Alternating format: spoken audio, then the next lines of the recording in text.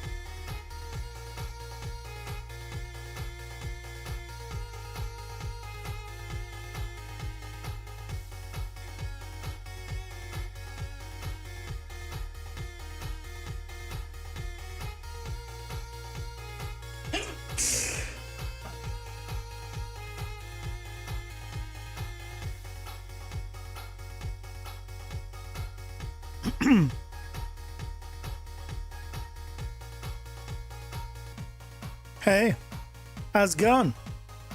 Happy Thursday. We're all doing well. Oh man, Thursday already. I got a video figured out for Friday. Not for Friday. For Sunday. Are we doing the traffic thing? I should plan that. Should be fine either way. I think I know enough, and I already have enough set up, or should be able to do it. I'll probably do it on a separate blank project. Yep. That'll be the plan. Yeah. Hope you guys doing well. Hope your day is going well. The plan for today is we're building effectively a turret, or the ability to create a turret, because we have the ability to shoot a laser now. Now we need to set it up where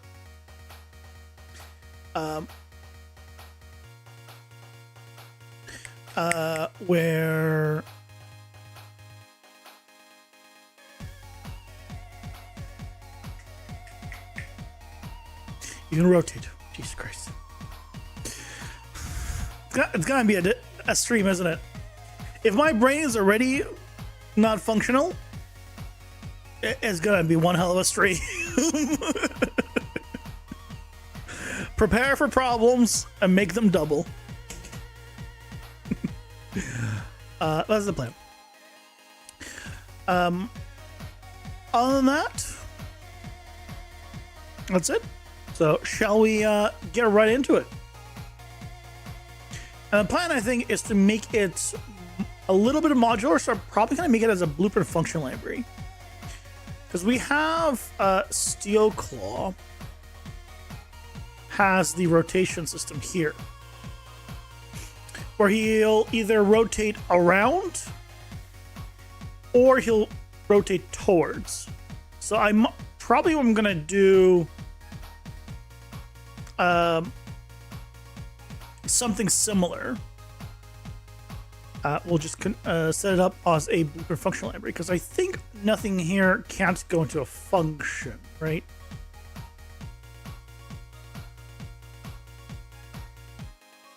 Yeah, we should be able to put this on a function library, so we can put it wherever we want later. I don't think we're going to need to do it for this one.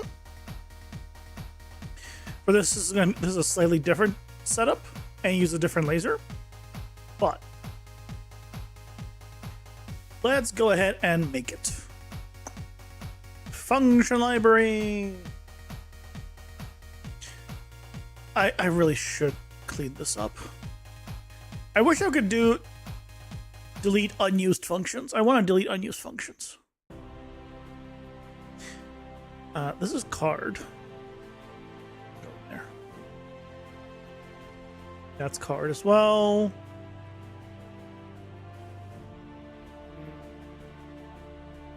AI pawn targets. This is AI. Is actor with an angle.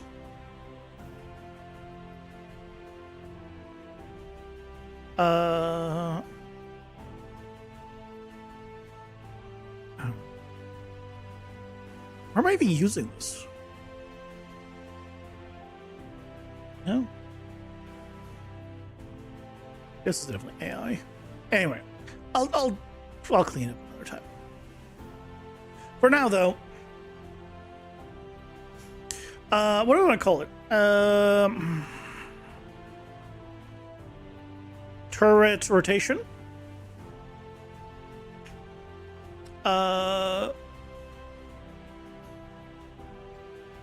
Activate turret rotation.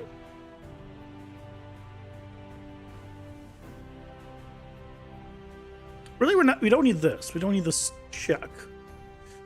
This could go away.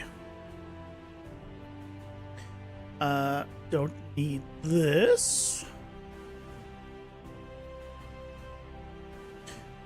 We're going to do a few different things. So this is face laser towards player. But, so we're going to need a few things. So first of all, input. We're going to say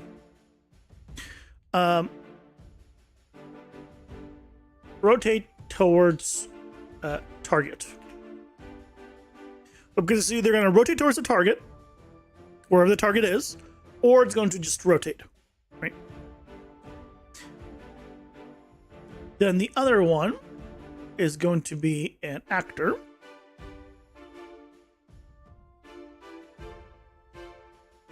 Actor to rotate to.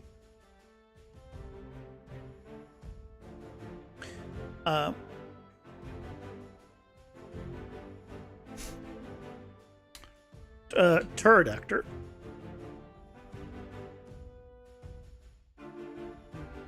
Okay, put that on top. Okay. It's no longer going to be towards player. So we need to get rotate towards target. So based on this, if it is true, then it is going to rotate towards the target. So this is actor to rotate to. That's this guy. And get turret actor is the original. So our final look at and it's going to rotate towards them. And it's going to do that.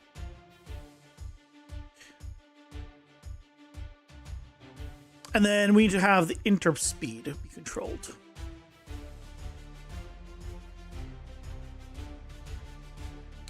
rotation, interp speed.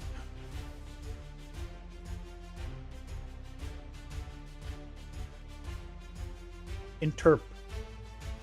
Not T. So T there. Interpolate. Default 1.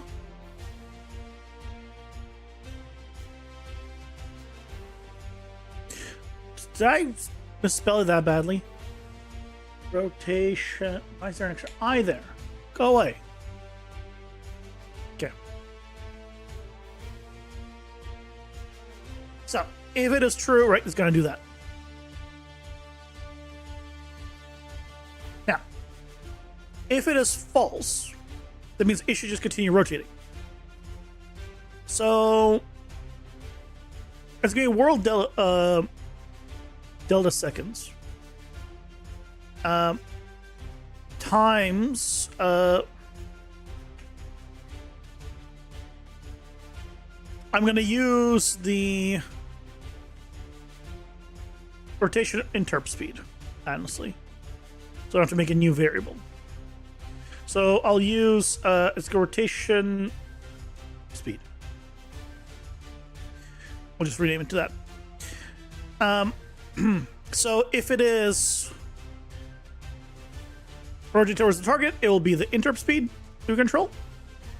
Otherwise, it'll be the just rotation speed. So whatever. So we get this, and we add it. So if you want to go backwards, we can just revert, do minus here. And then third actor is the one that's has this applied. The only thing is actually, can I get actor rotation? Just in case the actor is already rotated a little bit.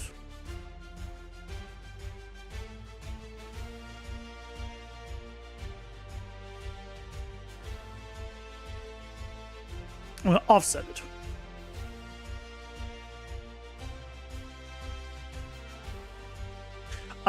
Ooh. No. We don't want to offset it. Offsetting would be bad. No. We're setting it. We're setting it. Because we're already we're overwriting the values. So yeah. But for X and Y, we can keep this.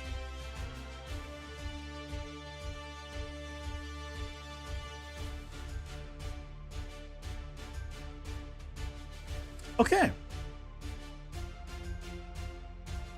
I think that's... Is that really it?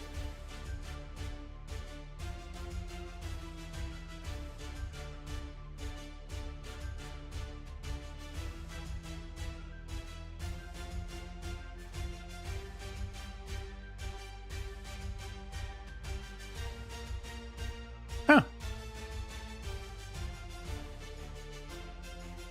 Okay.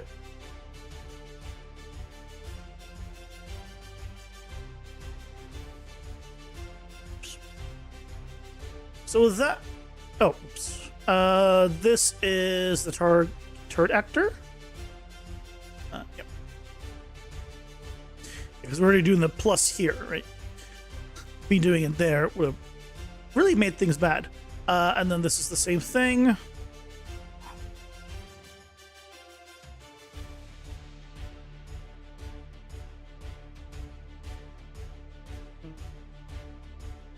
Oh, did I detach this?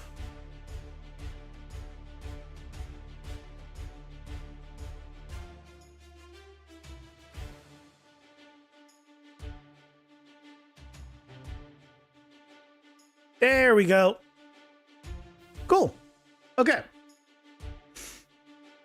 So now we can have this functionality. So I guess what we need to do is set up now a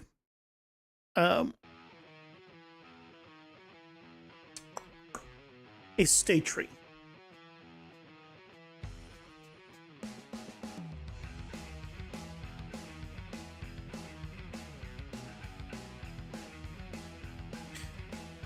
This should be modular movement.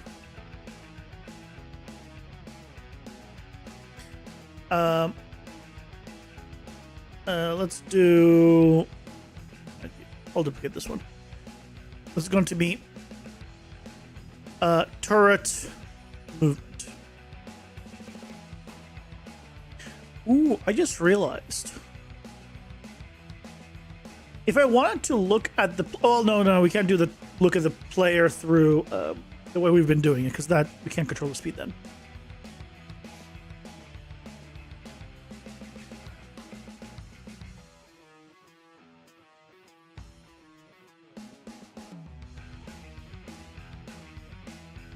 Oh, yeah. So.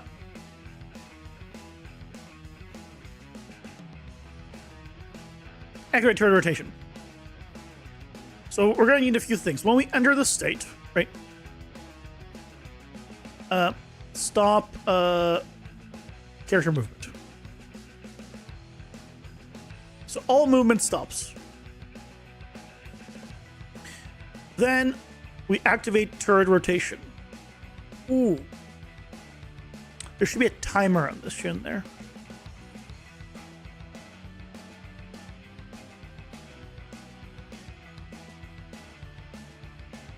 Yeah, there's going to be a timer. So this is going to be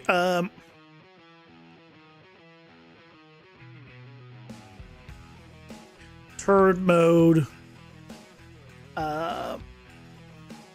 timer. Do I want to have a range? I'll put it in a range so I have a minimum and a maximum.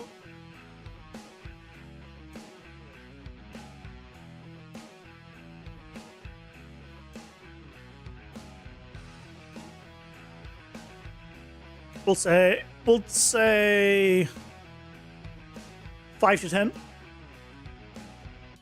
Big range, but delay. Oh, this needs to be on tick. So override tick.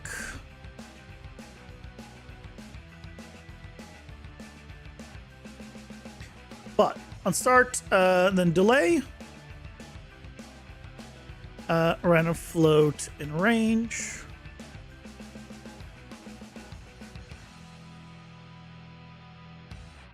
And then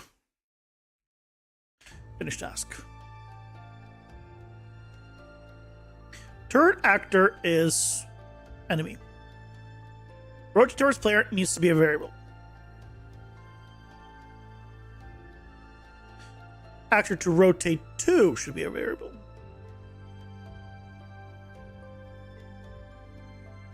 And rotation speed should be a variable.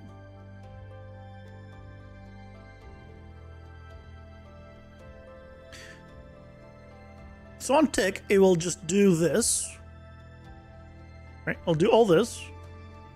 And assuming we set it up, I mean, it's really, that's it, right? After a certain amount of time, it will stop it. Let's get our little test dummy. This might have been much faster than I thought to set this up. Let's find out. Do you still have the test one set up on you?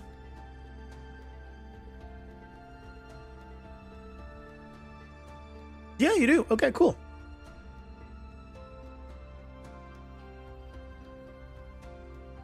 So what we'll do is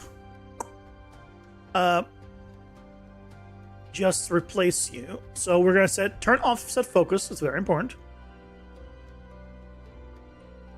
I might, maybe should I build? No, I shouldn't build it in. Just in case. Because I don't think it's required. Come on. There it goes. Turn movement. So let's say we're not rotating towards the target. So actually, if we do actor rotate towards target, let's move the actor to rotate to right below it. Because if this is true, then that is the target.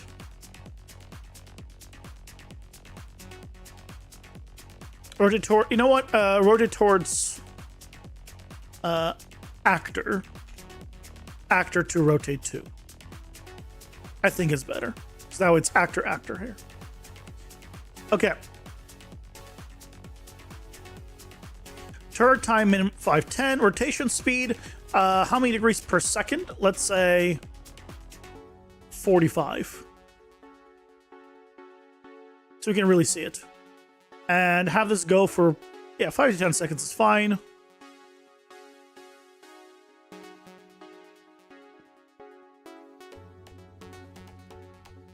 He's spinning.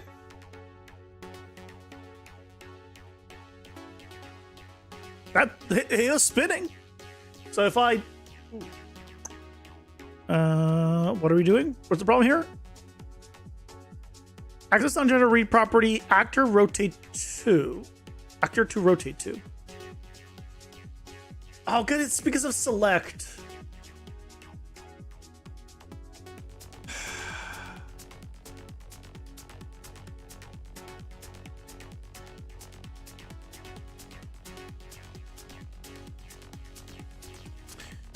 I hate select. Okay, let's do stupid. Why does select always load both sides, even when they're not being used?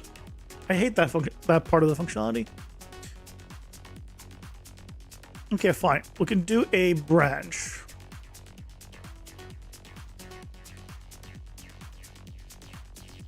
If we do false, let's do true first, I guess.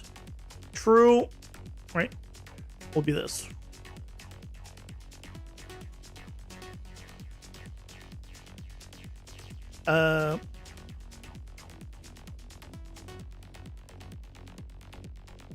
False.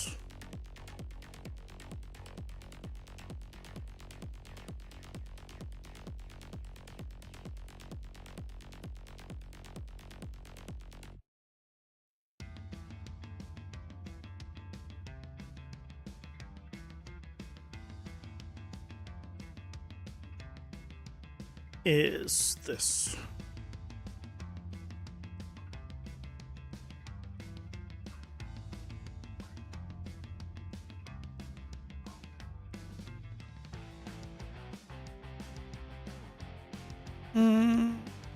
This way it doesn't complain about the other thing.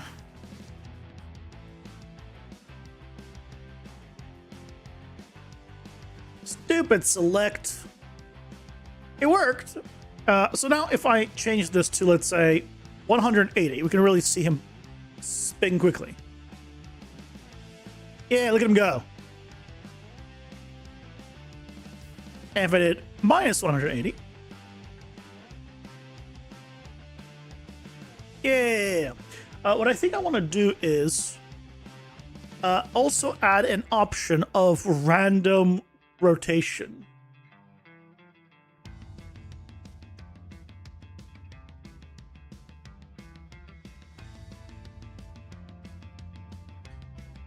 Random rotation. A random direction. Rotate direction.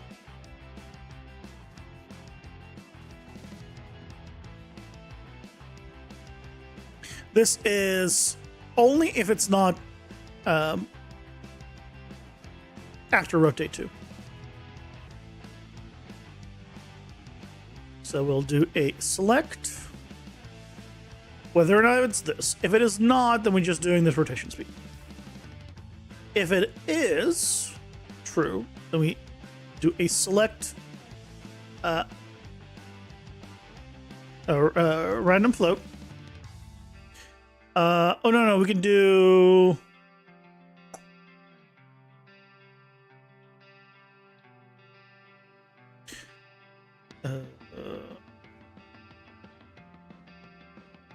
random bool. If we do a select, there you go. So we do either random speed, rotation speed, or rotation speed times -1.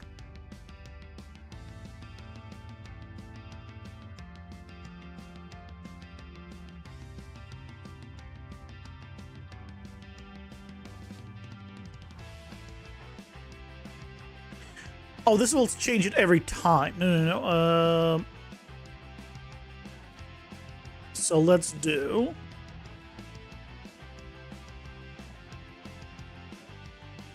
promote a variable. This is going to be a selected rotation direction.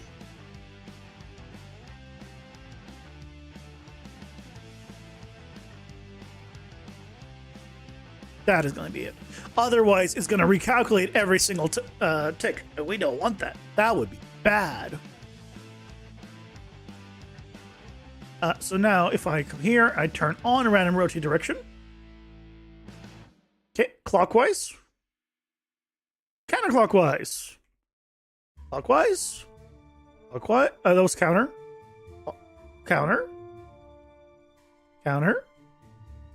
Clockwise. I think he might have done the first one in the other direction, but it's hard to tell. Okay. So now, what we can do is give him a laser.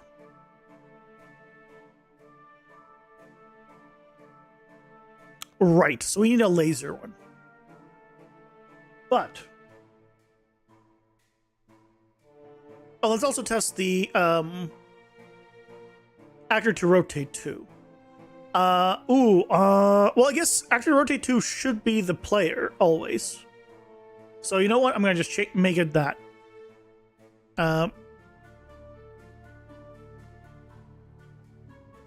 Rotate towards player. Oops. Rotate towards player.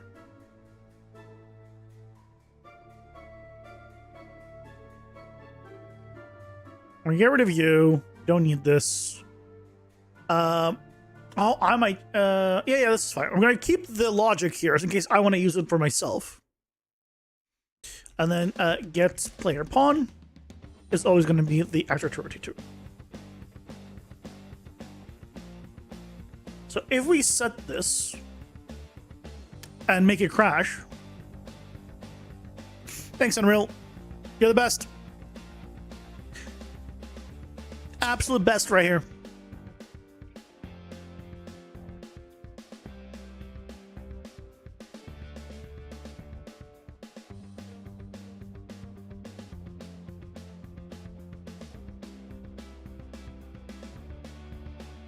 What did we lose? I don't remember when I hit save.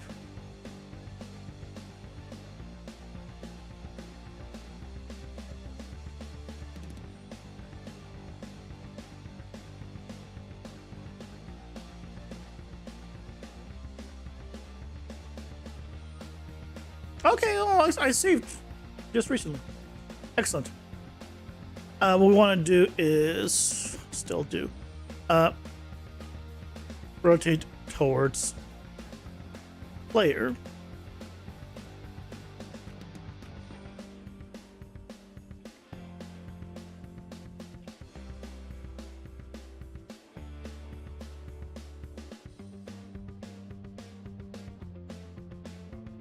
Okay, and now we just say rotate towards player.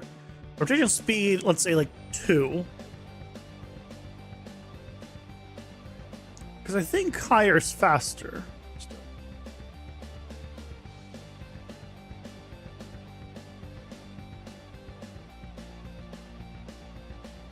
This is interpolation speed. Let's see.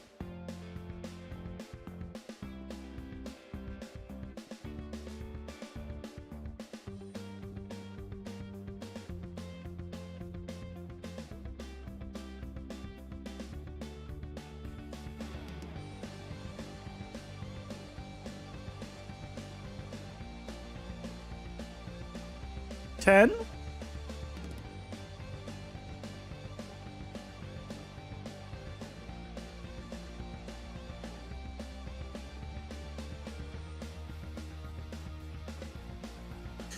Yeah, let's do 50.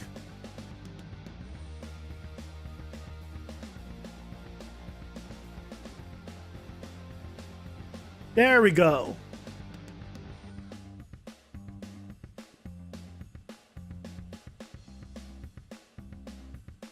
It works.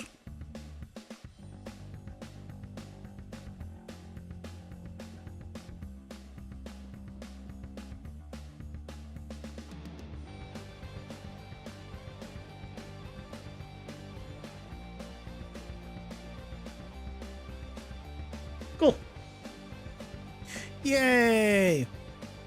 Okay. So now we need to fire the laser. And that also means we can turn switch slow in place rotation towards player to be true. We did it! Yay! Okay.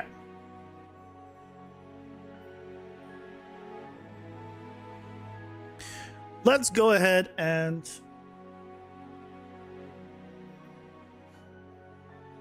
modular combat.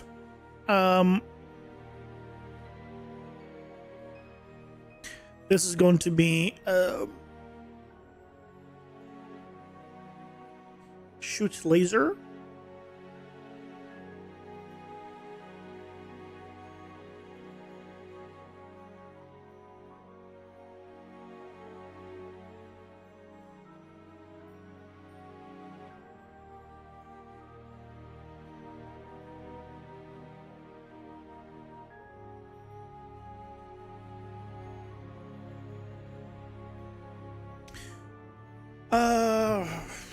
We're gonna need a few things to make this work. We're gonna need like playing certain animations. We'll start with just because we'll need to play a certain animation. We'll need a start animation.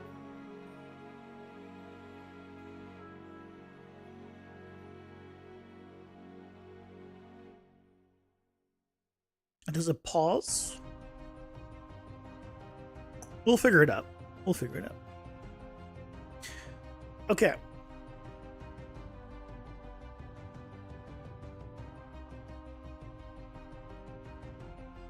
Shoot continuous laser. That's the target. Start position offset, let's say 100. Laser length, let's say 1,000. Damage per second, we'll just do 0 for now. Fire.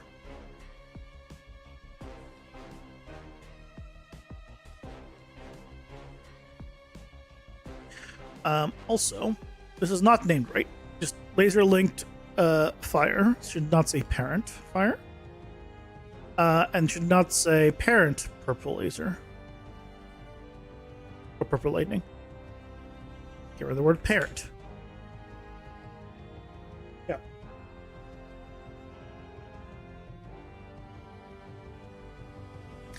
But this will not finish. So let's do a delay.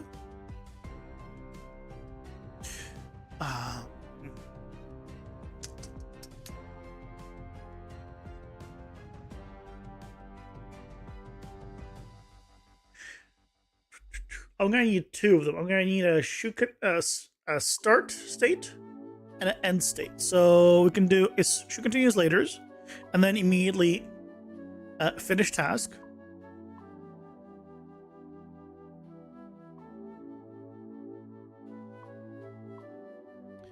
And then stop shooting laser.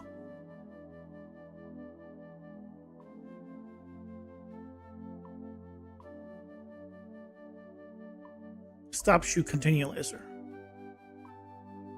Also, that doesn't need to be a interface.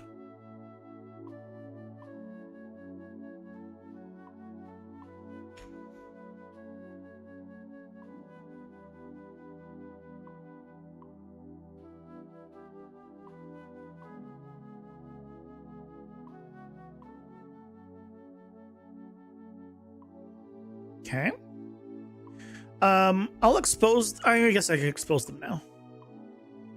Start position offset. Damage per second. We'll say I don't know. 25 damage per second by default. And laser length. And laser class.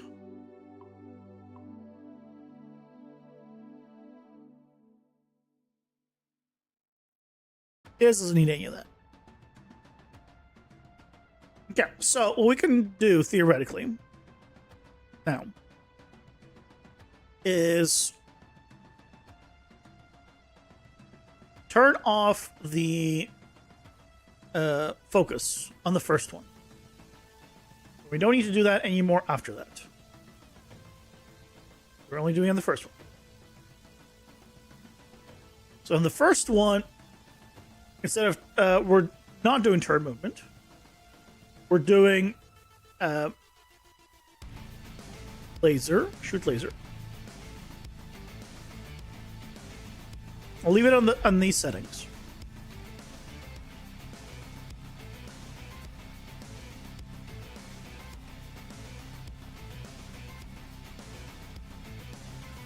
The task ticks at runtime. Yep. So it's going to shoot the laser, then it's going to do the rotation. When it's done, it's going to then replace with stop shooting the laser, and then it's going to be done. It's going to wait.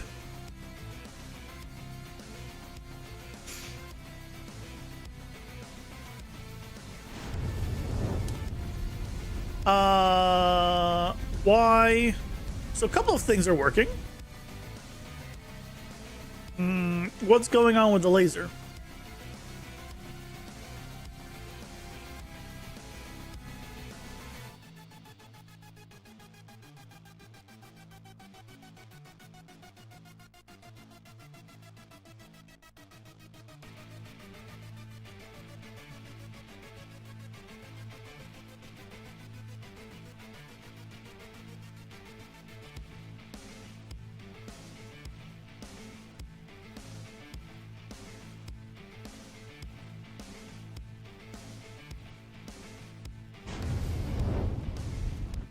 Why are we here? Laser distance. Why is laser distance not set?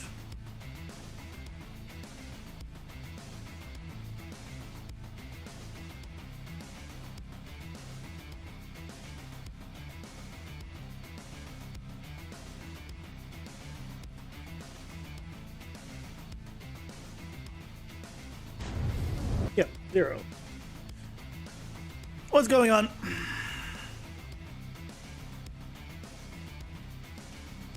Because we're setting laser length here. So what is it actually doing?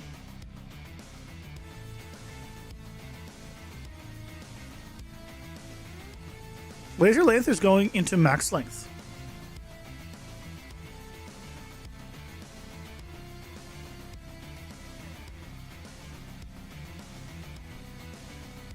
Max length because it doesn't have the spell bolt.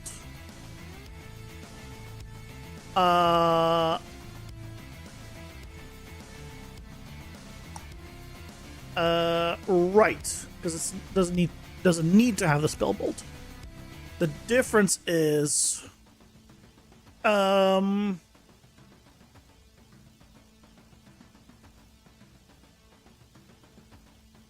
let's do a select.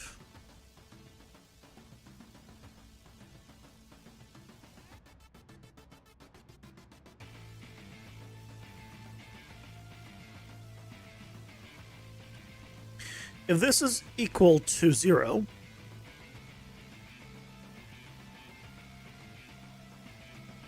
then we're multiplying by 1.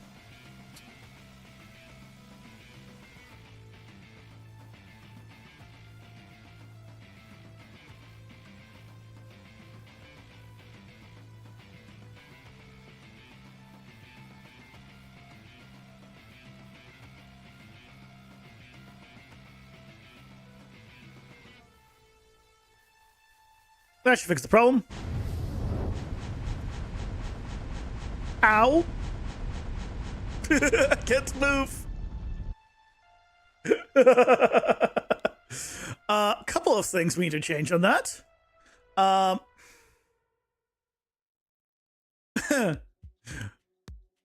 Okay, let's adjust the laser.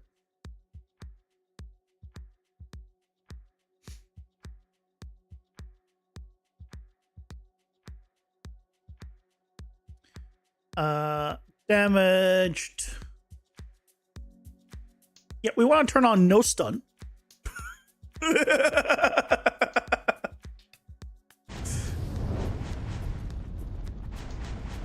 Yeah, that works.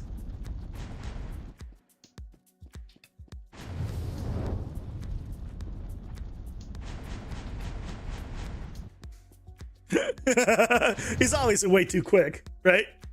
We can now control that. Set it to be, like 10, 15 instead of 50.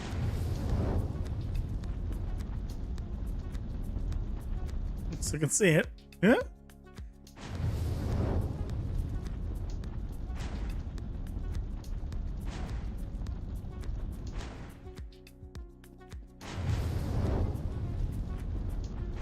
That is working real nice. We can control the length of it and everything. Let's go ahead and turn off the debug we just put on it.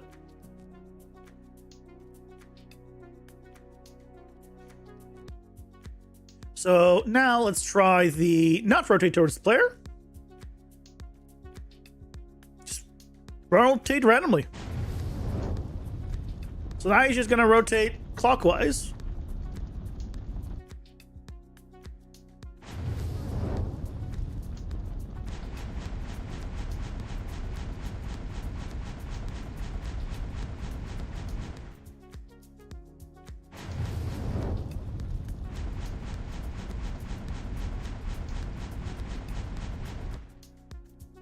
That's working real nice, honestly. Okay. So realistically, if we made it half of that distance, and let's say had it go like quick and had it last like let's say 8 to 10 seconds.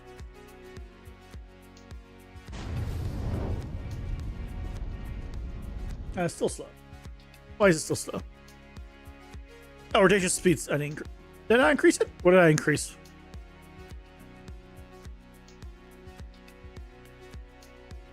Oh, I said the damage per second to be higher. Wrong one. Wrong number.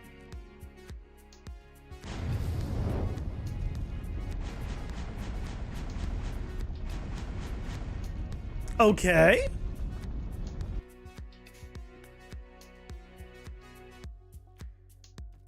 Okay. So the next thing we need to set up is for him to play an animation also during that. Because we need to set up play certain animations.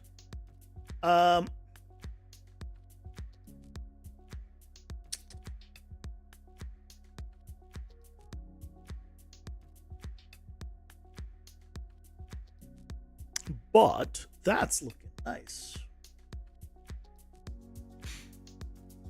I believe I had that already, didn't I?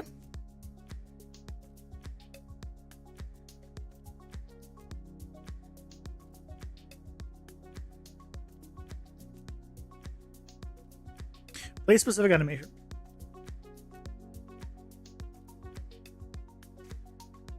I have a start delay in case I want to delay it, but I don't think I'm going to be using that. And then stops the animation, overrides whatever is happening, and then plays an animation. So theoretically,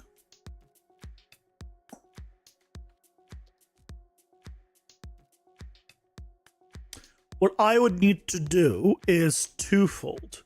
I would need to set it up where I play specific animation and then resume animations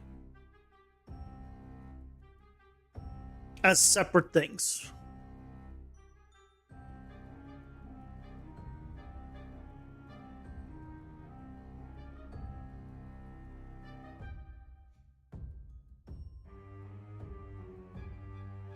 And then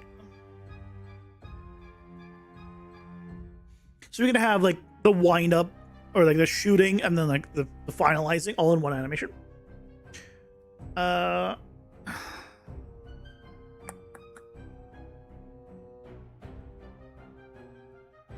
We could do it the same way we've been doing the attack ones.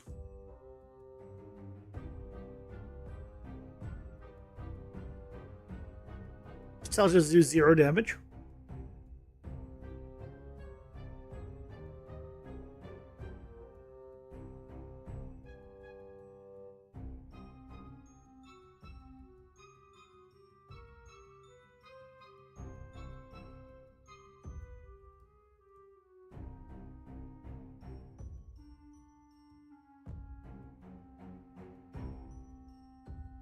We set the hold delay to be really high.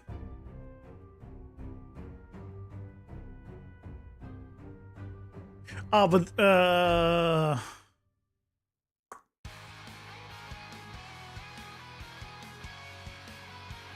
we do another one. We just do another setup. Or we just have one that just pauses, one that just resumes. Or one that the anim notified that pauses indefinitely, and one that resumes, and then a function that resumes it. Yeah, that'd be better. I think that'd be better.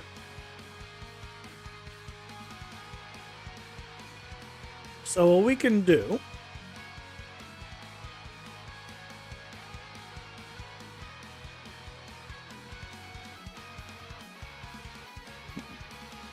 is on the skeleton here.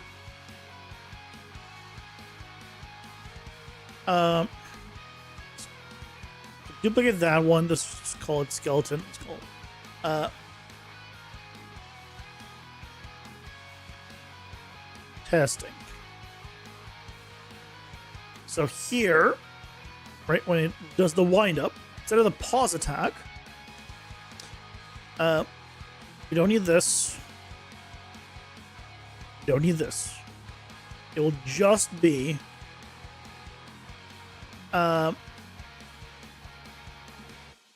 pause attack. Hold on. Where am I using the no jump? Then I just give it the gameplay tag. So we could do that. We can do a no jump. Yeah, it's easier to do it a proper setup instead of trying to rework this one. So let's go ahead and go to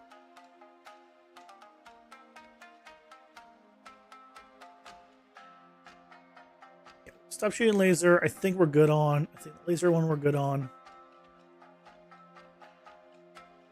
We'll need the that one. Turn movement's good.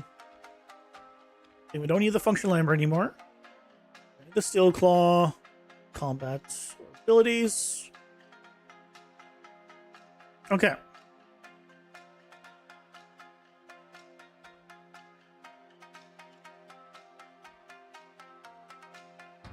So we have the jump to attack target, but I don't think we have just a pause one.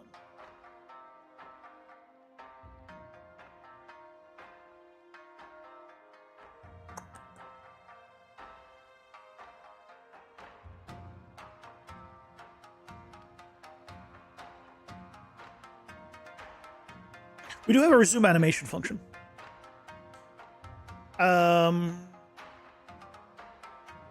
But it has a bit too much here. So I just want this.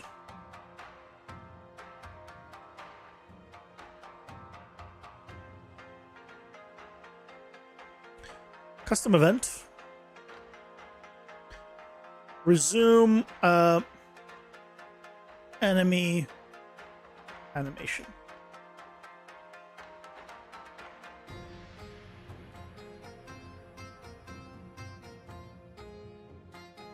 playback.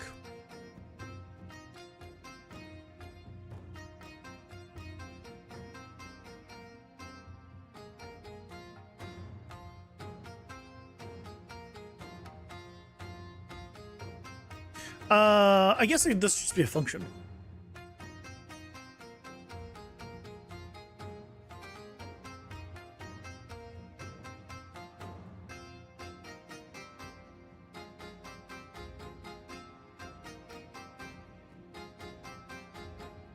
And when we do resume animation, I could do it here as well.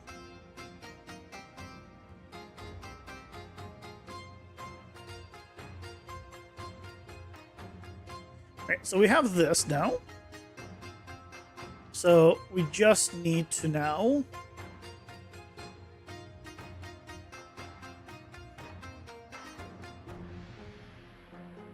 oh, I have a resume anim playback.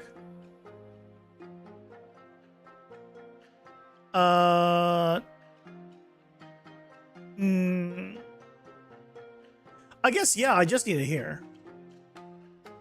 Yeah, I don't know why I did all of the things that I did.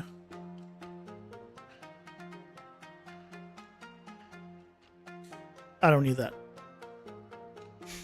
Hey, Rain, welcome in. How's it going? Hope you're doing well. You didn't get the message I was live this time? I see it on Discord.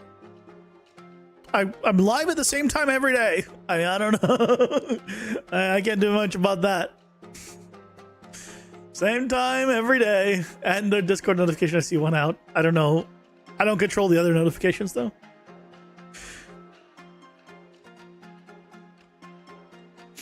But welcome in. It's nice to have someone here. Your climbing system is not working. It's been days and so broken. I'm sorry to hear that. But that doesn't mean you can't fix it. Or it might be easier to rework and rework, but like copy a bunch of stuff. Like as you rework it, just copy the nodes or copy the systems until you like figure out where the problem is. Plan thing is just as not an option. How come? You can't fix it? Oh, not with that attitude, you can't.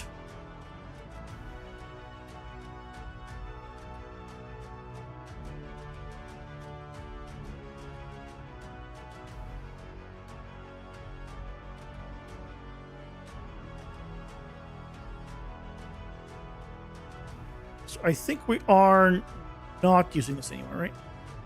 Good. So resume anim playback. Oh, it does have finished task. Good. Either the copy thing too, then there might be just a problem with the logic somewhere. Maybe your nodes are correct, but some like logic somewhere doesn't work. Ask Grok or ask like an AI. Be like, hey, here's what I'm doing. Here's what I'm trying. Is there like logic problems with this? That thing is a fluke. It actually is a sphere at 0, 0, 0. And the sphere is just an obstacle, and your character is just pulled towards center. This won't translate to a climbing tree? Got it. So it works for a planet, but not like for another shape. I mean, theoretically, you still could. Why wouldn't it work? Because all you need to do is have the whatever the shape of the tree is, the collision of it be like cylindrical, and then as you move around, you just trace down and get the normal of that collision, and then or even the geo itself, and then you adjust your thing accordingly. It shouldn't matter the coordinates. The tutorials I've seen on it have it on the side. It's not 0, 0, 0.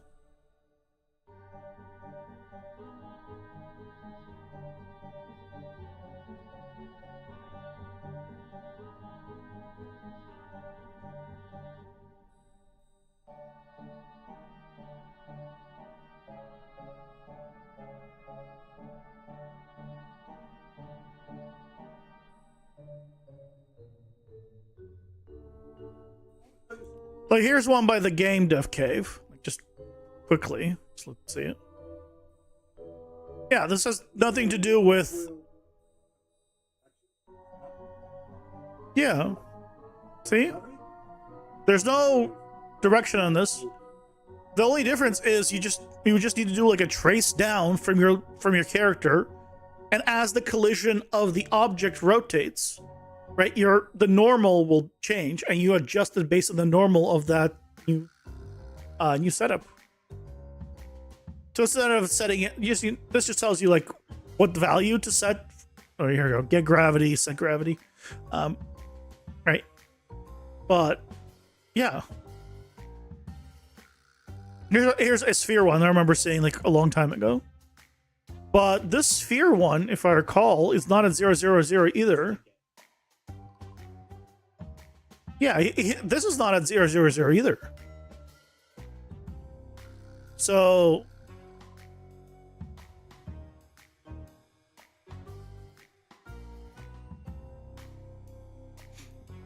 I don't know. I think it shouldn't be too bad. I give it another whirl. Hey, Treehouse Bandit, welcome in. How's it going? Hope you're doing well.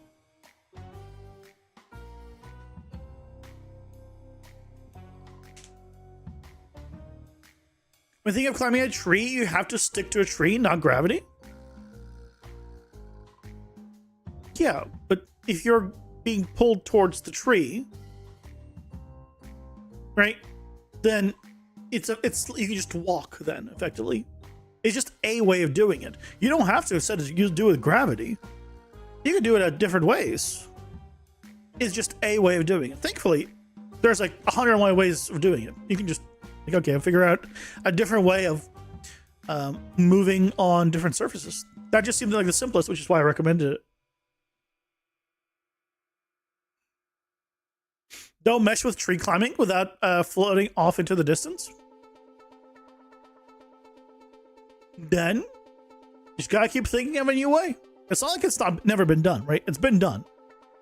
You just gotta figure out, hey, find the game that has done something like that, and then try to look into how they did it, like what logic they used, and that's it.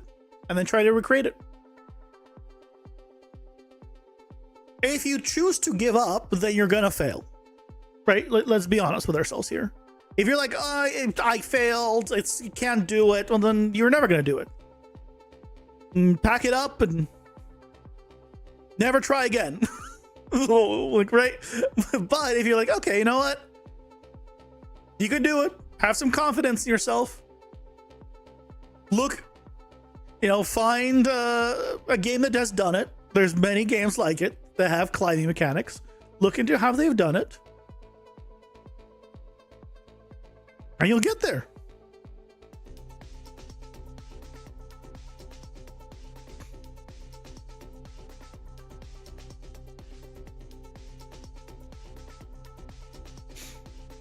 You don't have to explain to me, but you try. Look, let's be real here, right? It doesn't matter. You could try 1,000 different times. It doesn't matter, right? Because it's like saying like I applied to 1,000 different jobs, but I don't have a job. Apply 1,000 more, right? Same thing. As long as you don't give up, you'll get there. You probably learned now a bunch of different things, though. You're better for it. Game halted so Twitch can keep the lights on and the layoffs coming.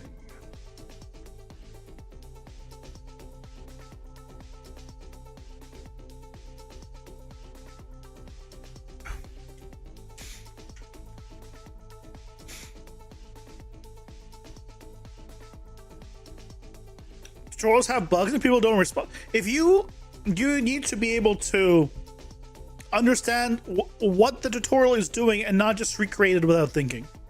All tutorials are going to have some issues. There's going to be a bug here, there's going to be a flaw here, something's not going to work, but you need to understand the logic that they're using and then incorporate it to your system. That's all. You'll pay me in chocolate? Sorry, can't. I'm on a diet. Not an option. Hey, guys, welcome in. How's it going? Hope you're doing well. I'm doing all right. We got a turret.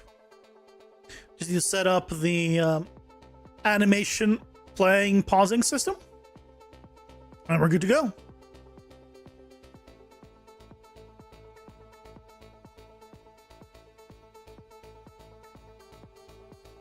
Diet chocolate?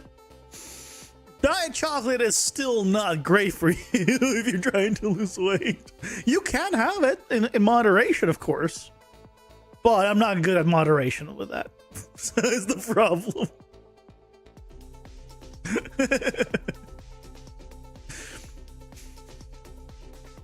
And then it's just shitty chocolate. Sometimes it's just better to not have like a shitty dessert. Like the recipes for like healthy cookies, or like, and you make it with like sweet potatoes and freaking cottage cheese or whatever, you know, whatever it is. Why? Like, if I'm craving something sweet and chocolatey, for example, that's not gonna sate that feeling. It's just gonna be like, it's gonna be shitty. So at that point, I'd rather, you know, like eat less and then eventually have my proper, you know, good cookie and be happy than be miserable and pretend like it's fine. It's like the vegan substitutes. Like, vegan substitutes for, you know, for meat. Why are you trying to make it like meat? Clearly you like the meat. Eat the meat. It's okay. The animals are going to be, you know, eaten anyways. You're not doing much. You just eat it. It's fine. Join us in the meat loving.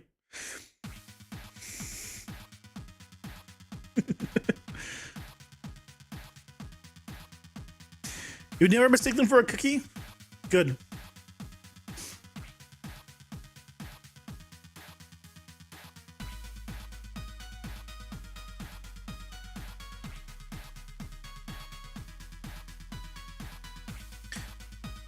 We need to go to you. I just want to navigate to this folder. That's all I'm trying to do. And notifies. So, ooh, I have pause anim. Hold on.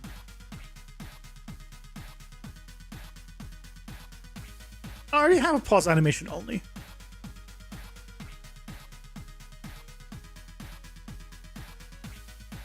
Like, look at me go. Like, I already have these things set up.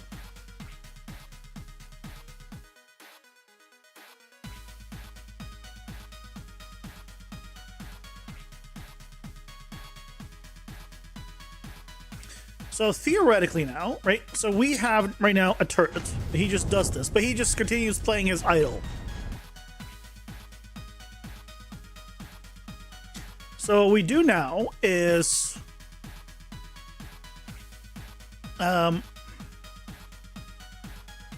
before this, we can turn this off. And then here we can turn on the facing towards the player, but it's fine. So instead of shoot laser, play specific animation.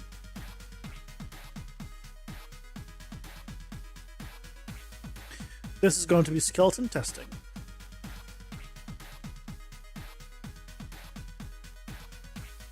Right? And then when we finish, it's going to do the stop shooting the laser and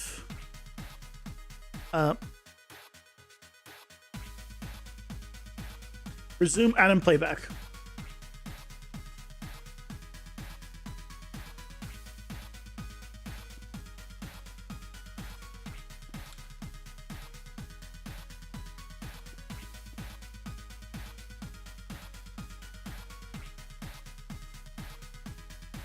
Okay, order of operation matters here.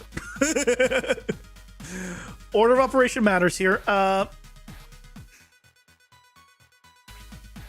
turn off play specific animation here.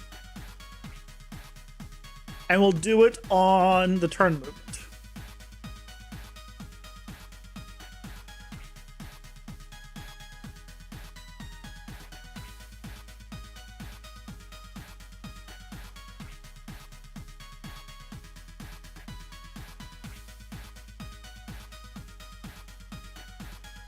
No, what?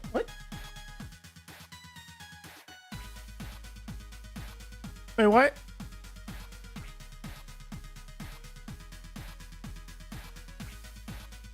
Why did the turret no longer work? What happened to the turret? Turret movement. Oh, wait, did I delete the wrong thing? I deleted the freaking shoot turret. That's I deleted the shoot turret section. Kind of important to keep that.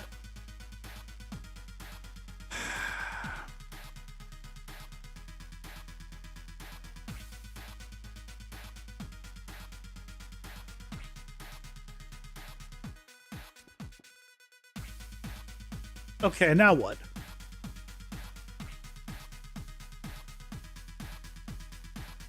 Oh, it's because it's not completed.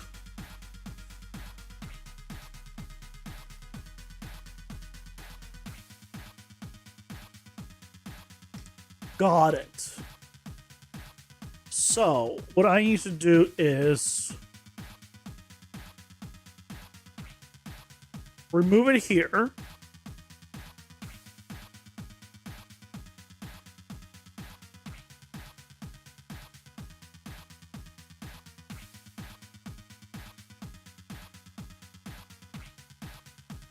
I can do it on the turret movement one.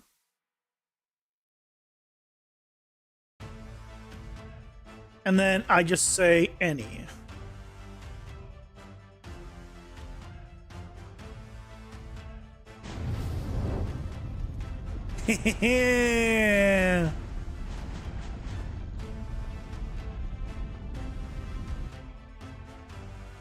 Huh? What happened there?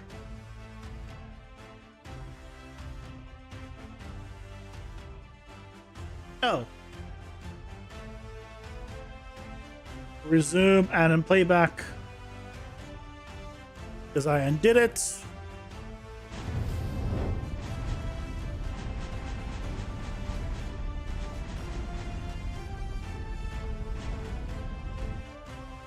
Yeah. Okay. So it's working, but I need a delay. So what I probably should do is when we do the set focus, right, we play a specific animation, and then we add also a delay.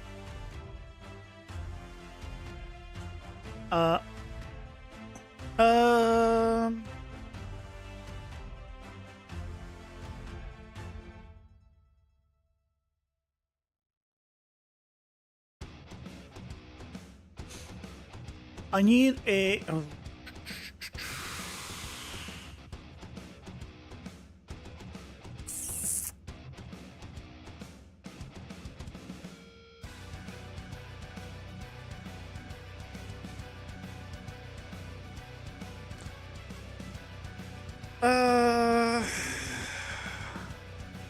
I want to delay the start of the laser. I mean, I mean, at that point, right? We just need a delay here. At a child's, not a child state.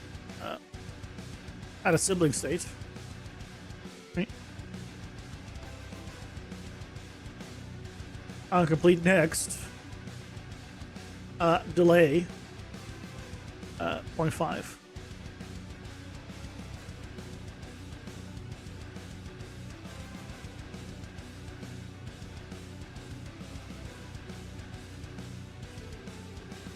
Any, please.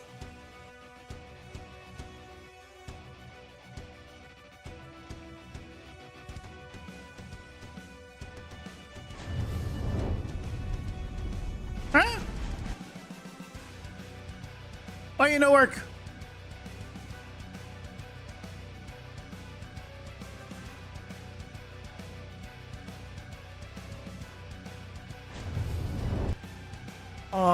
Okay. Okay, I see the problem. The other one finishes way too quickly. So we do it on the delay one.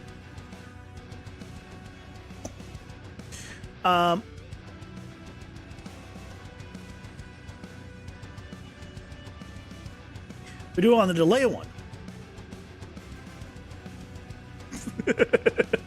Figuring this out. We're figuring this out. Yeah.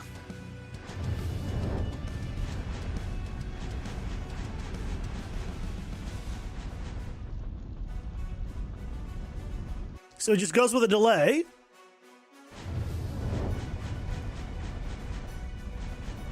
Obviously, it doesn't work for this guy, right? He's just we're just using him as a test dummy. But we now have a way of having a character work as a turret.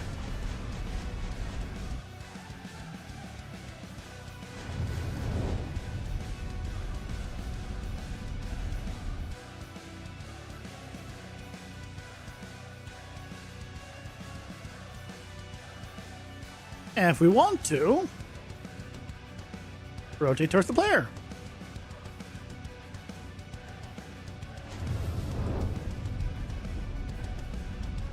Stay away!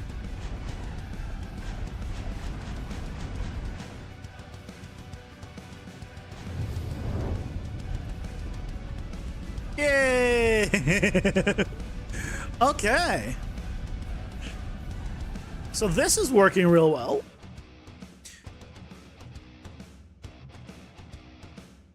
I think that's all a success. Let's take a look at our little spreadsheet now. So, follow player character done. Next up is world placed laser. So, we just need to create an actor that is a laser, right? And then we just spawn it on with a projectile. So that we can do law projectile and then world place laser. Or we can just spawn it in the world. One thing I am thinking about is maybe the law projectile ones should not spawn whatever it is if they hit you. Potentially, because I was thinking if I wanted to do with a projectile, like it lobs a projectile and that's where it is. You know what? I think actually it's fine because we can always just turn off the damage of the projectile itself. We could say the projectile of the damage is 0, and the only thing that matters is the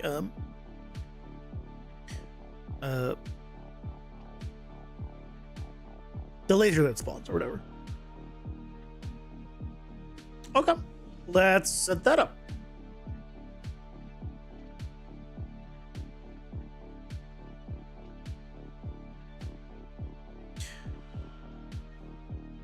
Okay, how do we want to do? We probably want to make a child of the parent. No, maybe not parent.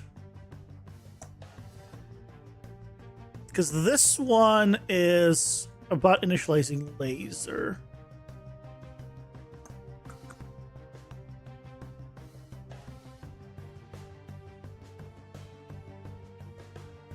Although, probably be fine with it.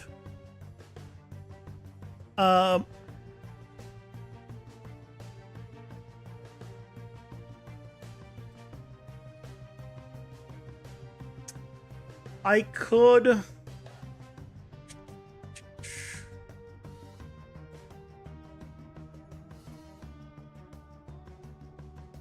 Because I can spawn actor from class, and I can add a component to it. And I can just add a rotator component, can't I? And get the result I want.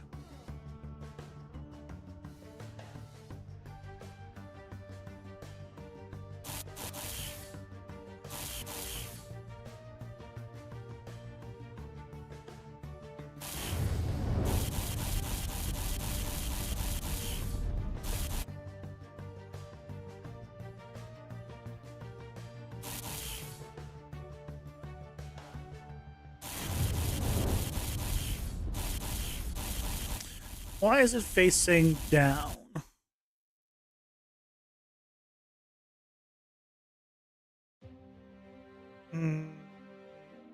Why is it facing down?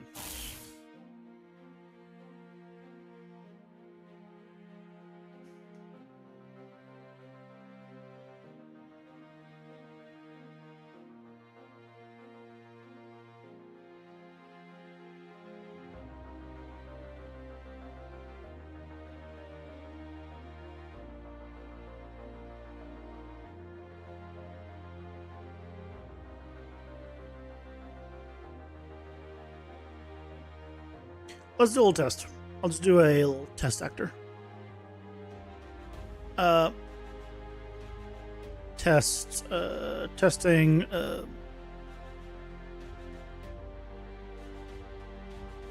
Turret spawning.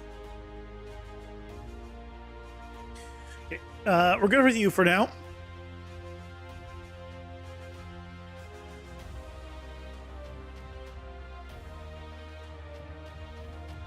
Spawn actor from class.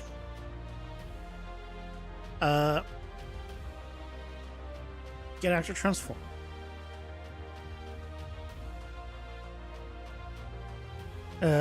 Sure, purple lightning doesn't matter.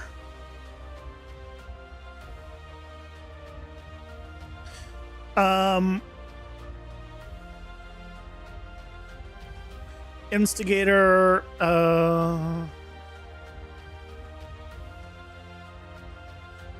just do pawn player for now.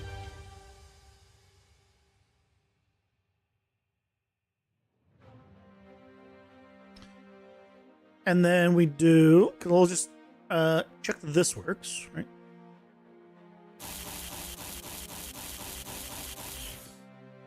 Right, that's working.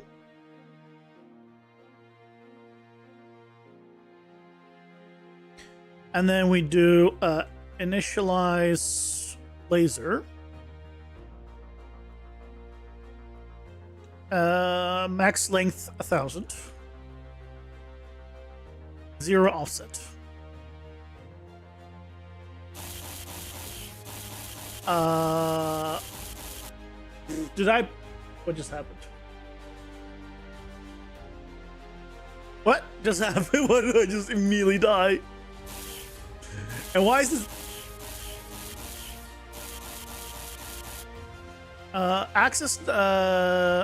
Attempt to access spectator pawn. Damage is.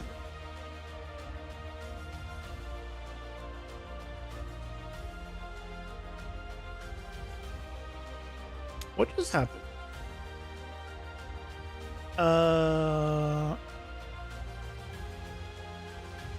Max length is going to laser distance.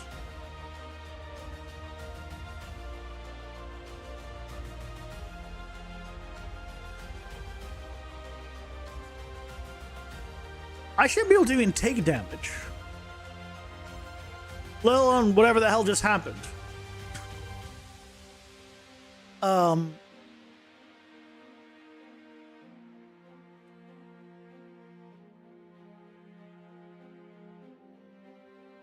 Okay, let's put it off the ground.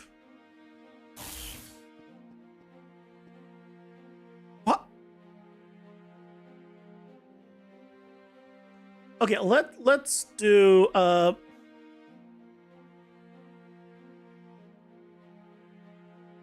enemy. Let's get you out here.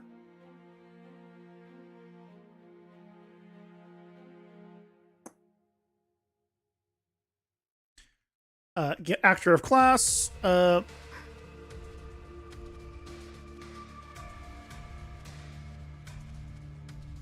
You're the instigator. Oh, I think it's because I'm the What? Again, why? How am I getting hit, though? Whatever.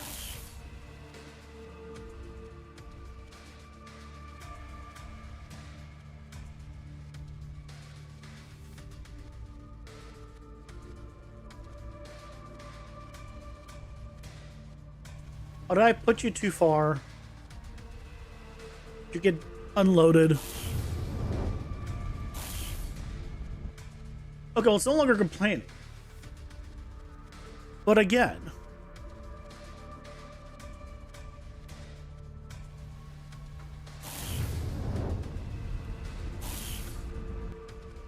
what is happening to the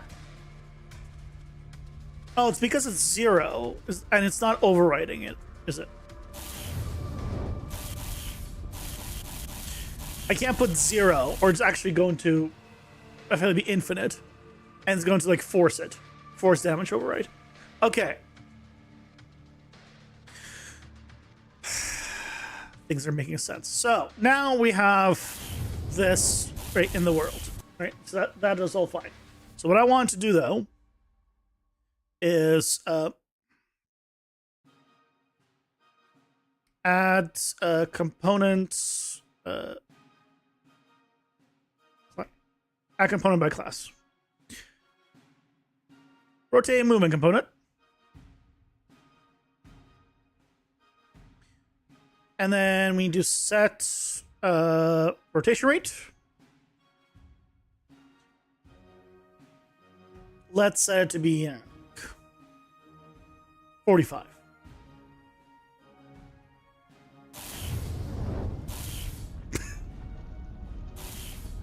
Ta-da! Hey, look, it does damage.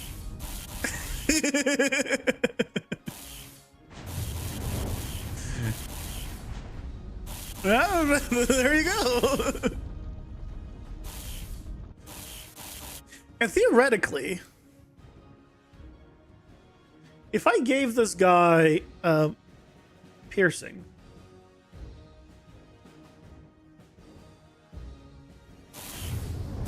yeah, it'll have piercing.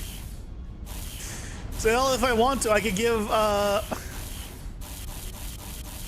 is it not doing any damage though? Why is it not doing any damage?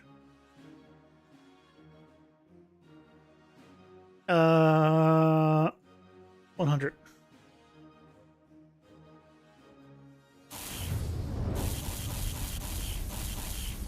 Why are you doing no damage now?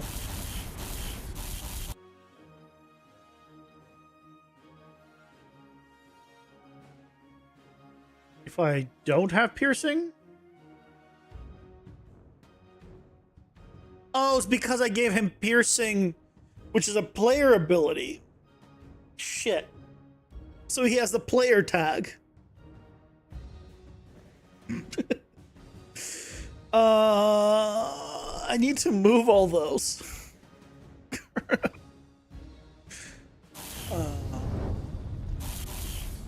I need to move all the freaking ability stuff. Because originally I was going to use them just for myself, but now, over time, I realized that actually it's kind of convenient to just be able to turn it on for enemies. But I can turn it on for enemies.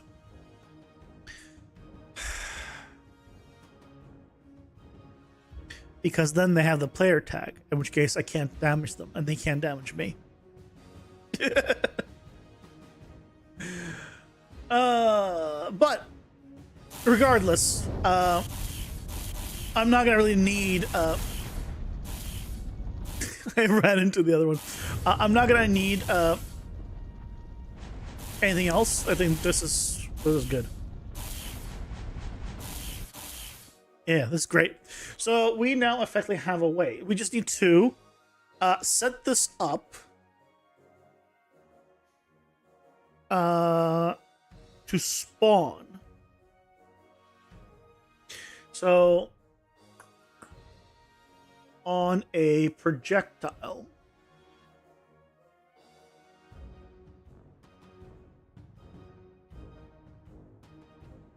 So what we can do?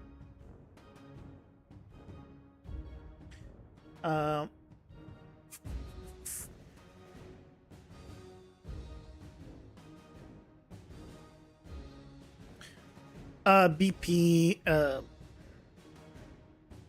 world turret spawner.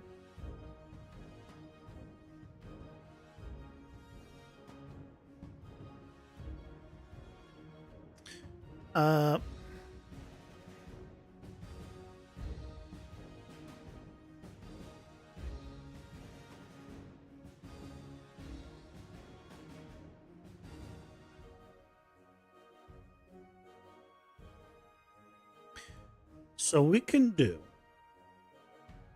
is, or definitely don't want this. We need to promote this to a variable. I don't need to promote this to a variable. Get instigator.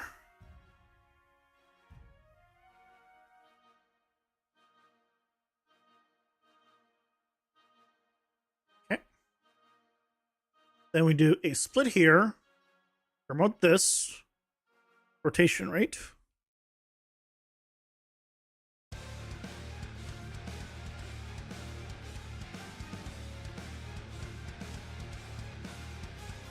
Damage per second.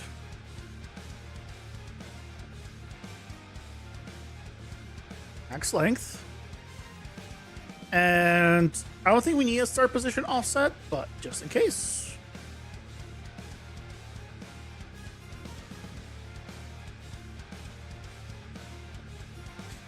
Because now we can make children of this.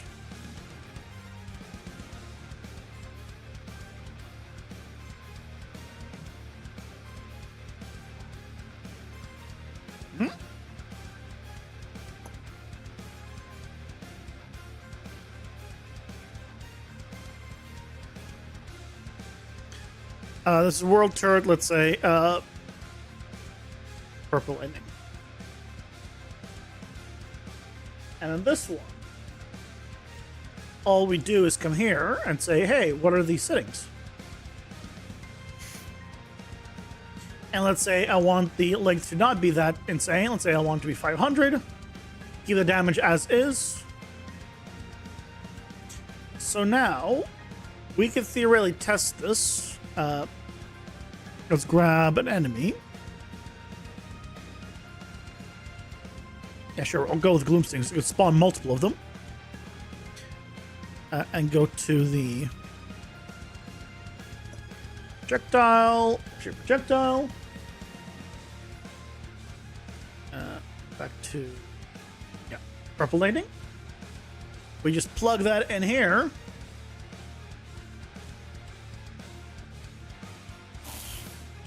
Oh, we need to turn you off.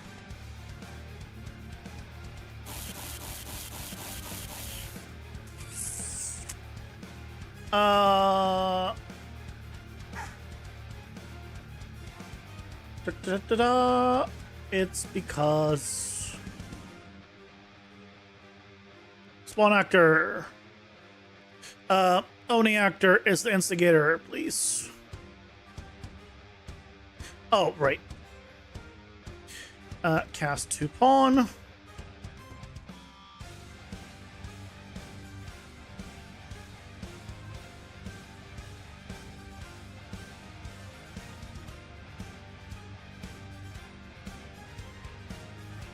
Oh, wait, this is the wrong one. This is... oh, this spot... Yeah, this is right. This is right. Initialize floor dot... Floor dot?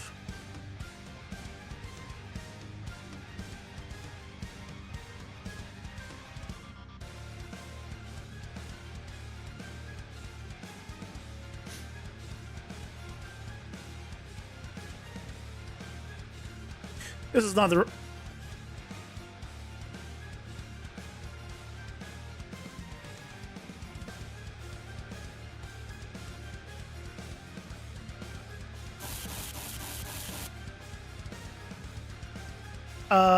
It's because it's putting it on the ground. It's putting it on the ground. That's the problem. So what we need to do is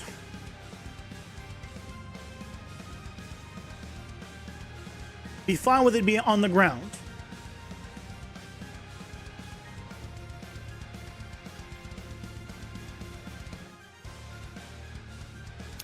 And then just go to the spawner and then offset it.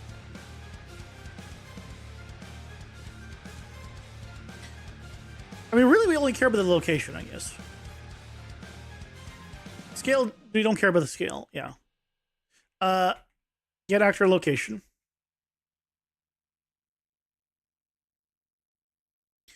And let's say 100 in the air.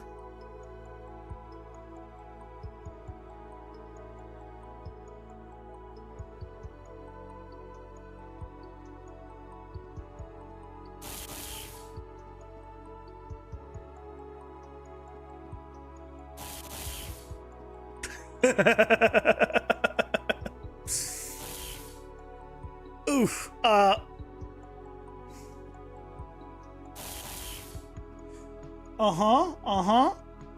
That is a lot of damage. So what we need to do, right, is on the child, on this one, we would say, okay, you know what? It's going to be a lot less damage per second. Let's say like 20 damage per second, because it's going to be on X enemy.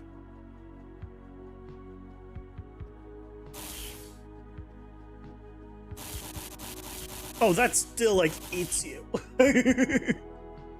That still, like, eats you alive. Let's do default damage per second 10. And then we can adjust from there.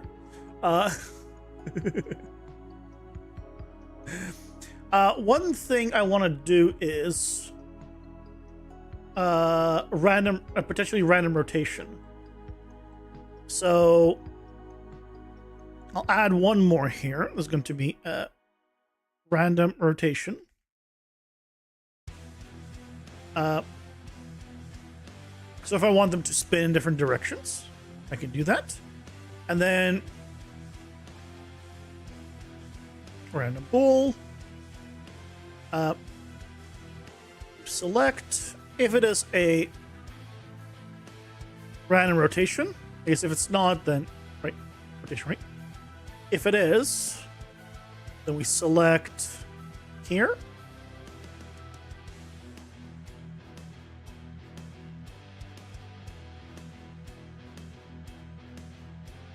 Or multiply by negative.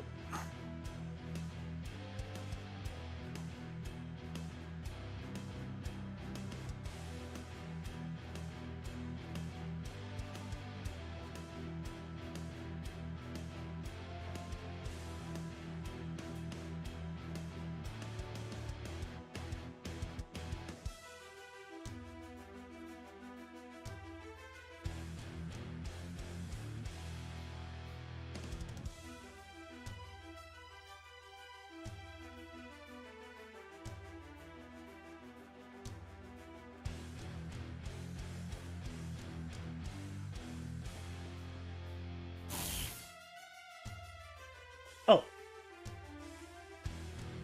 Well, I also then need to... I probably should also have a minimum and a maximum speed. Although, no, I think having them consistent is good. Because then the player can actually plan a little bit about that. 4 in the same direction, 1 in the reverse in the middle. Nice.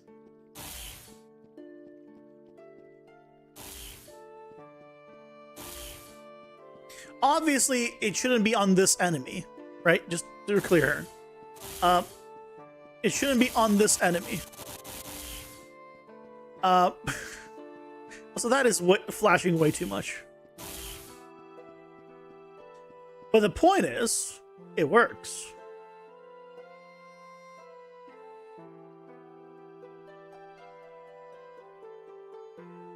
So we're set this, and then we could try putting it on the mushroom guy.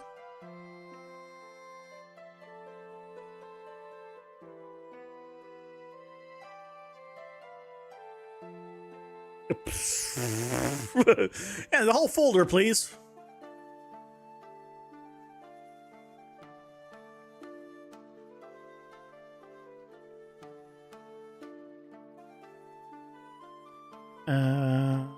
Mushroom.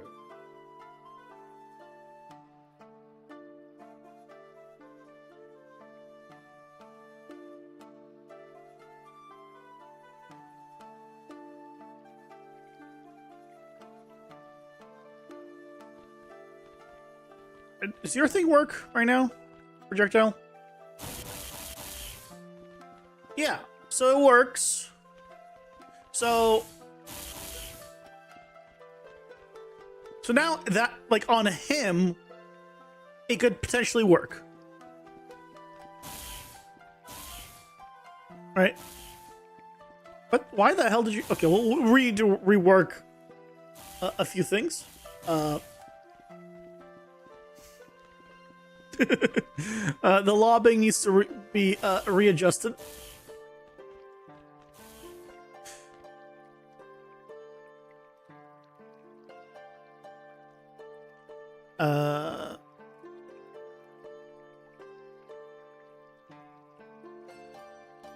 I don't have gravity? Wait, what? That's not right. I don't have gravity.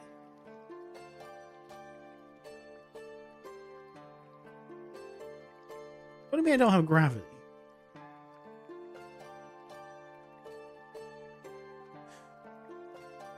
Oh, it used to be on the base, doesn't it? It used to be a slightly different system for the... But hold on.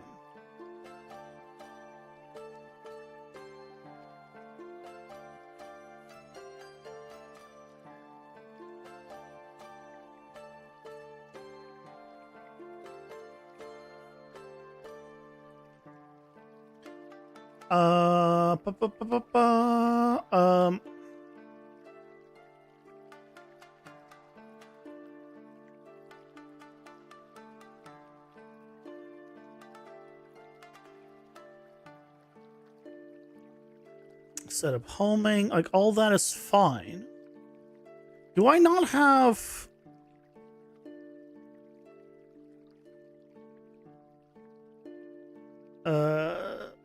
So just projectile velocity here. Hold on. Velocity. Set velocity. Slow projectile and reset slow projectile.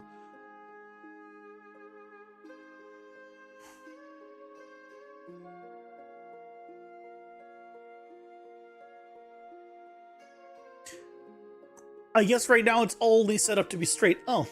I guess the whole lobbing thing was, oops. It's good. We can adjust. We can make that work. The main thing is, the spawning of stuff works. The only thing is, I think it needs a delay. I think the fact that it immediately spawns is too much. I have no way of, like, if I got hit, I'm getting hit then even more as soon as it spawns. So, we need to have a delayed, a spawn delay on it. For sure. So, let's go to the base. We have the actors spawn on the hit or death, and then we're gonna add a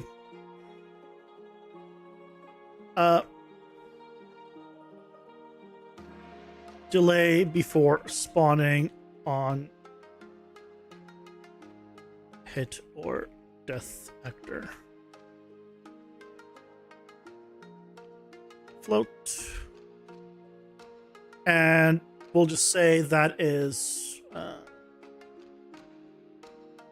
2 seconds default. So that will be fine, but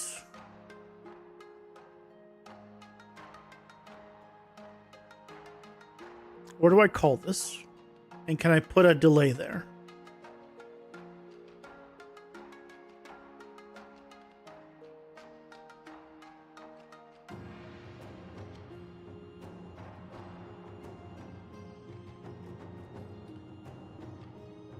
I get, you know what?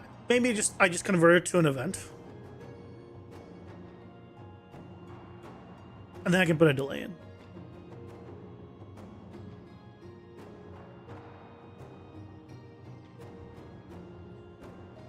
Now, why would you make it so messy here? Come on, Unreal.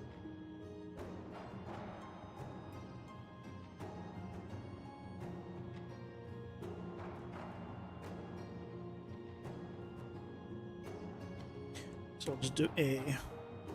assuming it's valid. There's no point of doing a delay if it's not valid.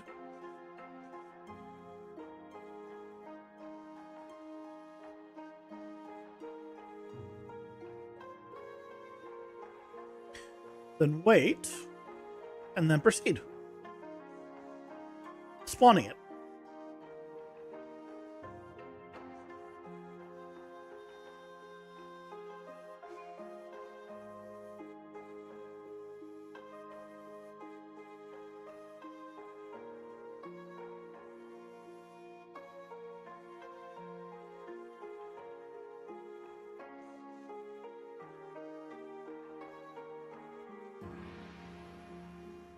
Okay, so now I'll be able to actually get away.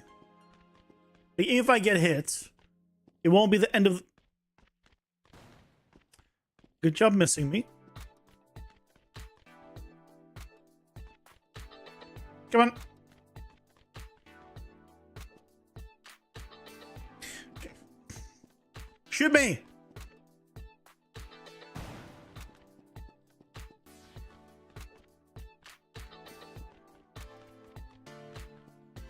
Excuse me?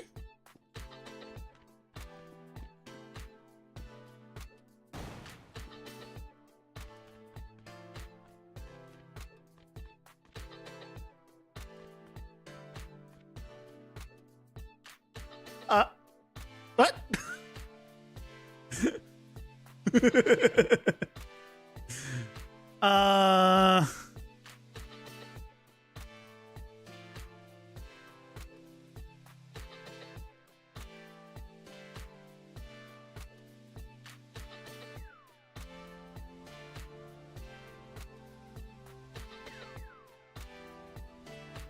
Where am I using this? Because I don't need to use this. I'm going to use the instigator. Wherever this is being used, just for owning actors, there's no need to. We're going to change this so it's not needed.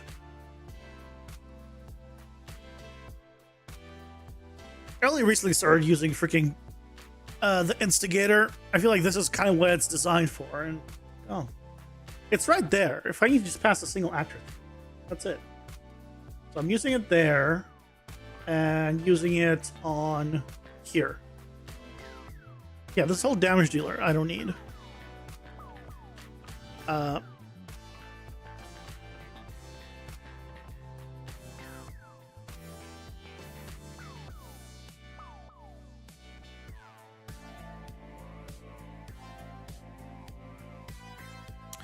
Oh, I guess. Where am I actually using this? I think I'm only using it for this stuff, right? Have a good one, Rain. Thanks, by.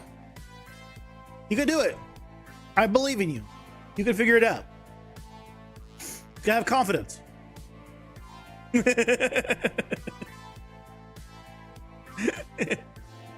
Have a good night. Get instigator.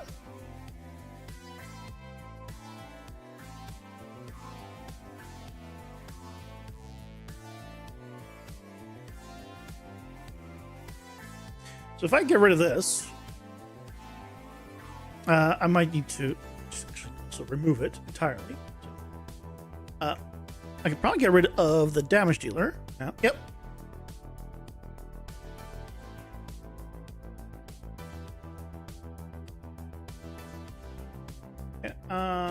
Initial floor dot, go away. Yes.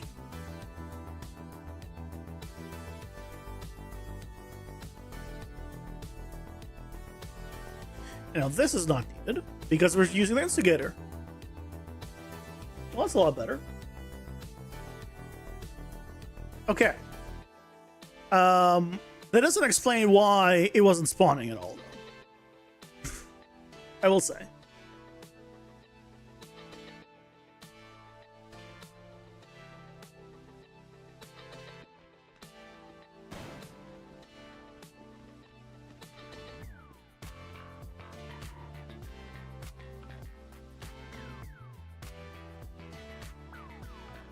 It's right there. It's plugged in.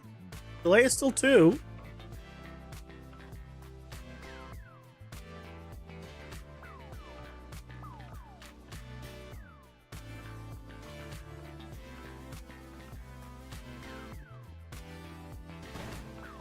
One.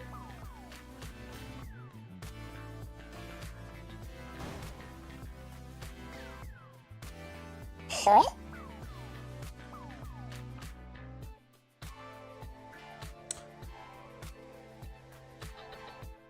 It's because it destroys itself.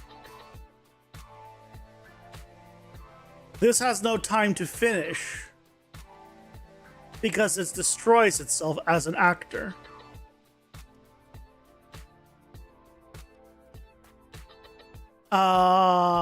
Okay.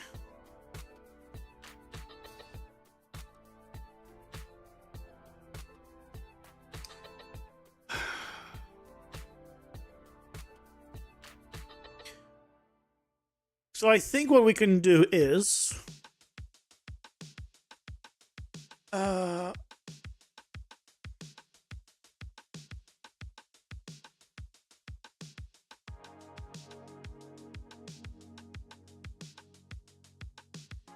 add a little weight check.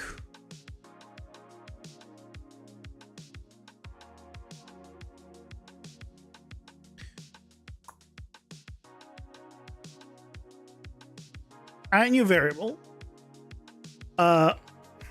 Wait before destroy.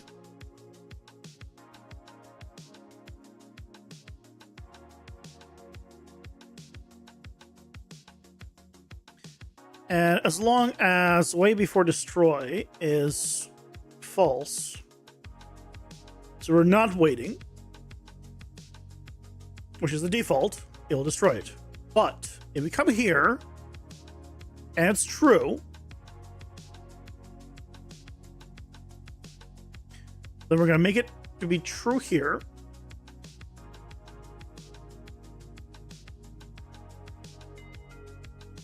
And then afterwards,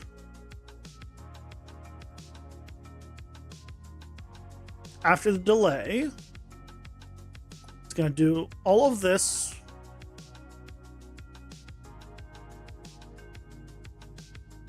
And then it is going to put it back to false.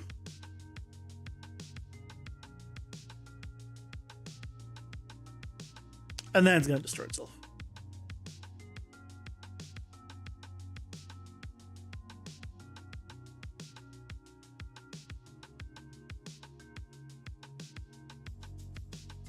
So basically we're telling it to, hey, hold on, I know we just said we're going to be destroying it.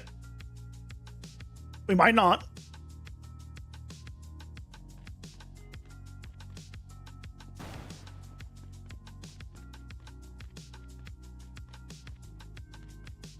Wait.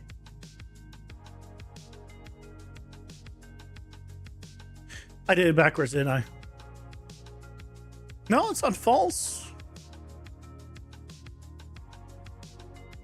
Oh.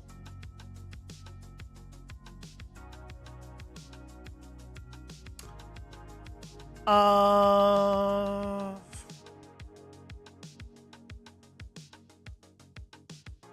just made a loop, basically.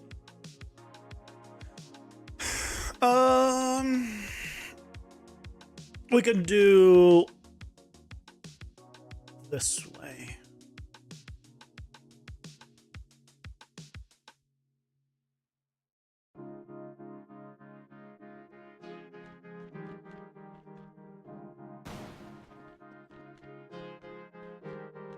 No? Really?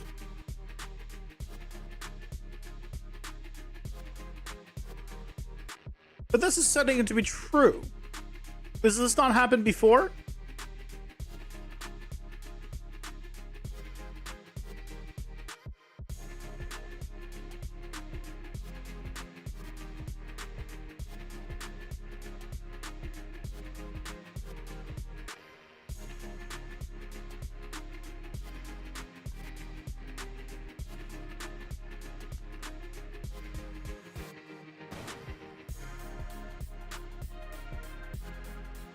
Wait, 2 never fires.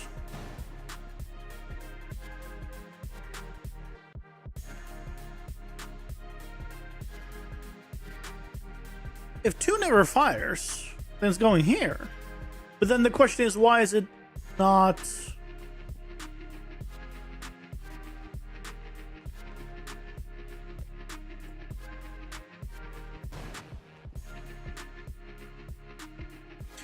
Am I using a destroy actor somewhere else? Probably on the on this one.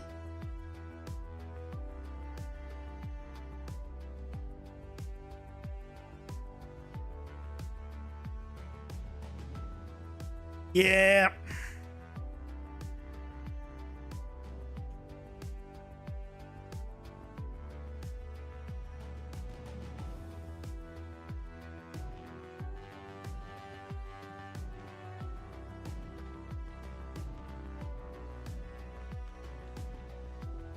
Hopefully that's it. Can you shoot already?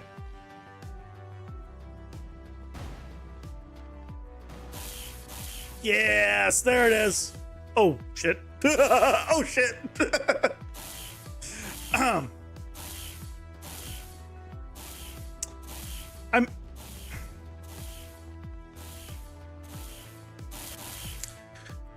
Slight problem with...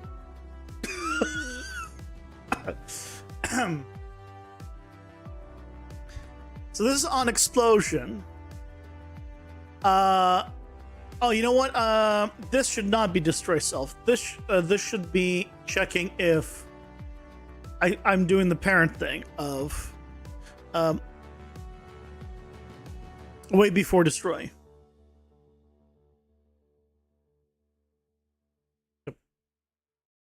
Gets wait before destroy.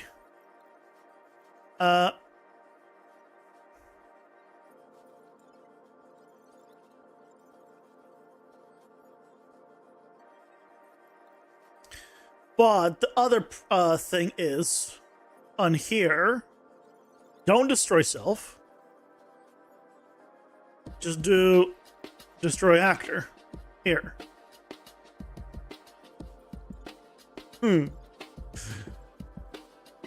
Well, let's go with that. It's almost there.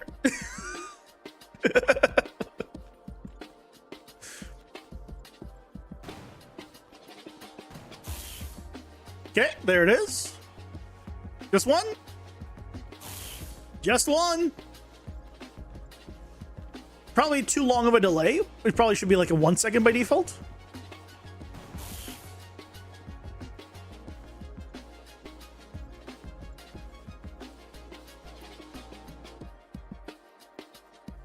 Let's try 1 second. But otherwise,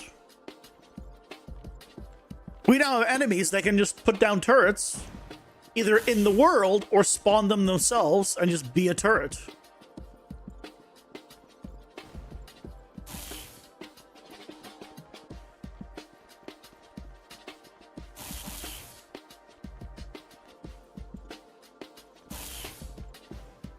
That's pretty good.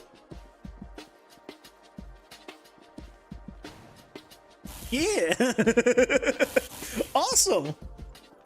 Okay. I'd say that's working real well. Okay, so now we have world place laser. Good. Oh, now we need a multi-directional place laser. Okay, we need to add the control for because I wanted like a cross. If I wanted like a cross that spins instead of having like just one or like a two, like 1 2. Either like yeah, you understand.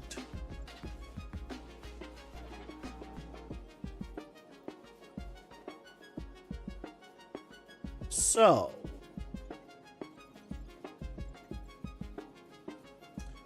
what's the best way to do that? You anymore? Don't need you.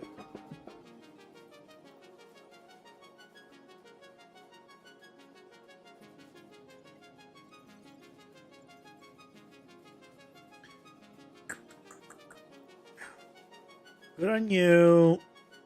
We can keep your old test Adam. That's fine. So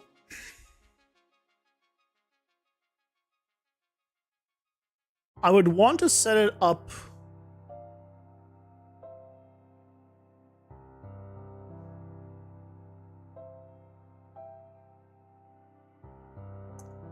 basically on the spawner. So I guess what we need to do is just do a loop, right?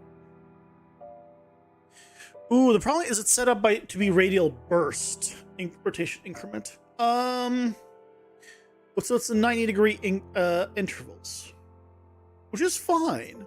We could specify if it is. We could do 1, 2, or 4 pretty easily. 3 would not work, although we could do 3. But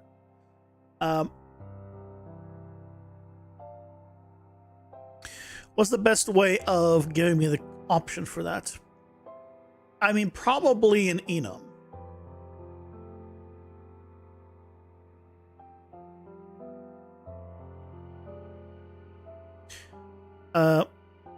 World turret.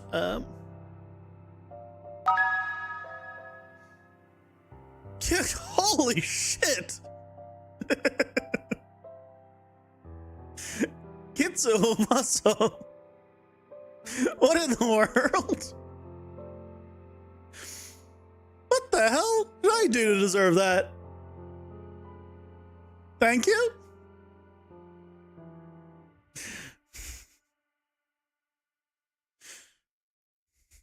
Thank you? I don't know what I did to deserve that. But I appreciate it.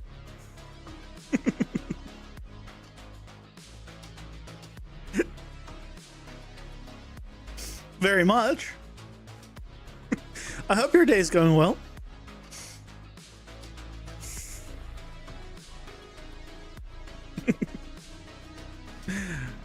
We're setting up world turrets, or I guess turrets for bomb abilities. World turret directions? I guess we'll call it.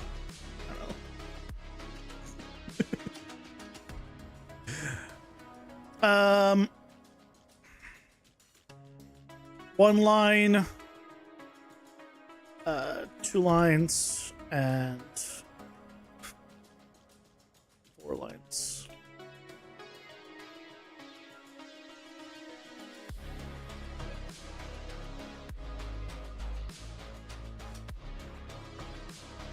You crazy, crazy bastard. That's all I can say.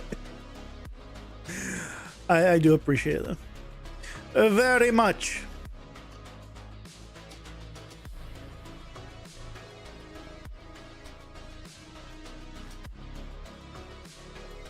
So we can use this in the spawner. Then we have the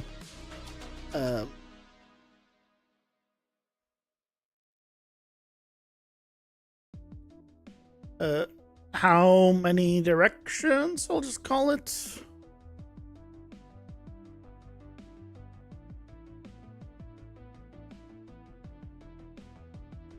The ads strike without warning. But I strike first. Timeline frozen.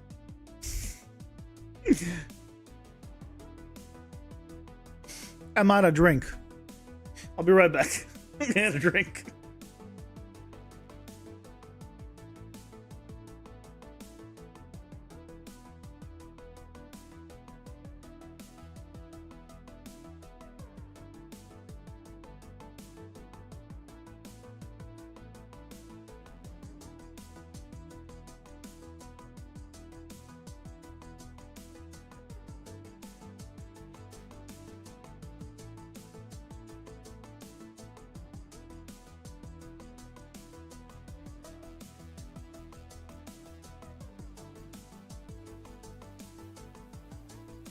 I'm back.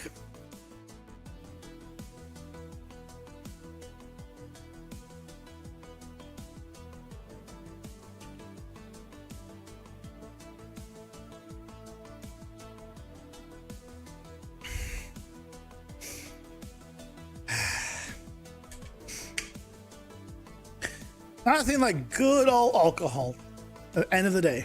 Right, guys? So good old tequila.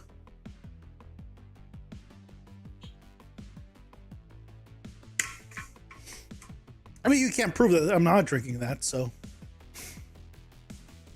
Clearly I am. I'm just a very good drunk. Yeah, right. Isn't the time change soon?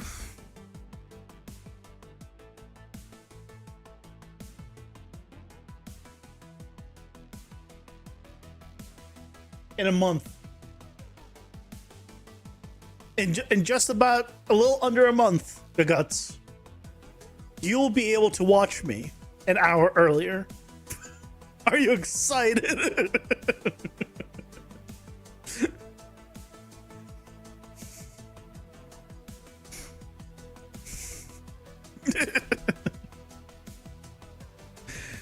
It'll be glorious.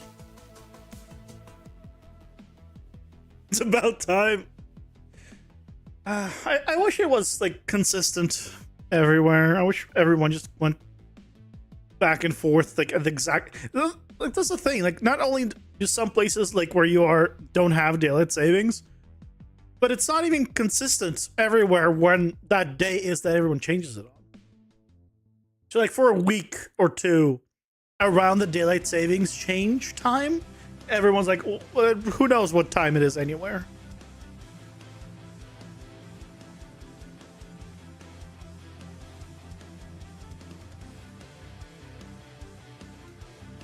So we're going to do a for loop. So last index will be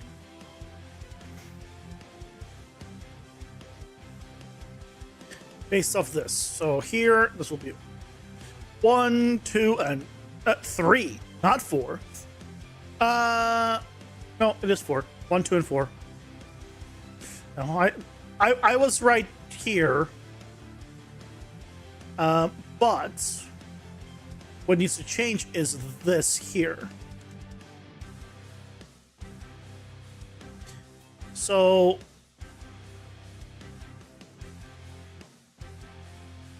based on the index,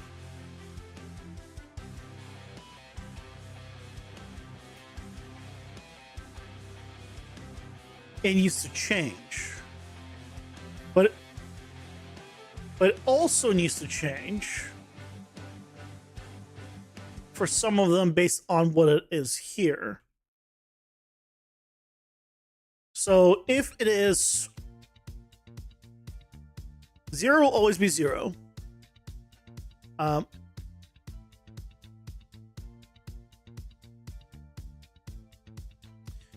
Then 1, because there might be the 2 weight, will depend. So we'll just select here. So if it is 1 line, it doesn't really matter. We can leave it as 1. If it is 2 lines, it's actually 3, so it does a 180. If it's 4 lines, it's doing all of them, so that should be 1 again. Then if it is 4 lines, we'll do these 2. Otherwise, it's the only reason they will ever do these 2. So I think that's, I mean, that's the only one actually that we need to do. Surprisingly very simple to choose. So now,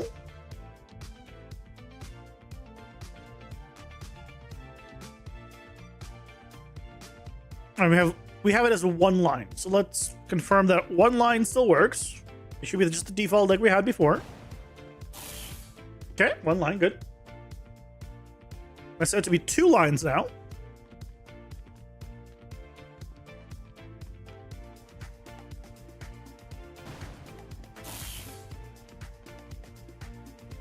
That's not 2 lines.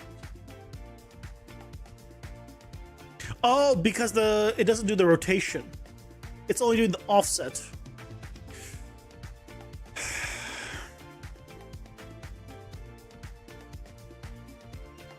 In that case,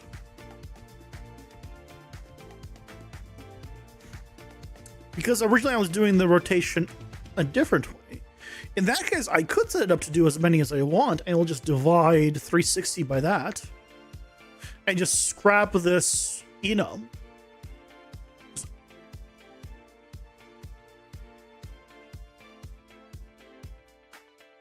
Let's do that.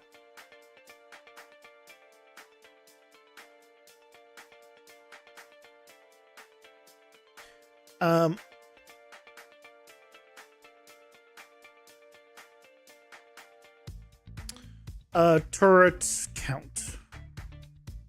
Or laser count.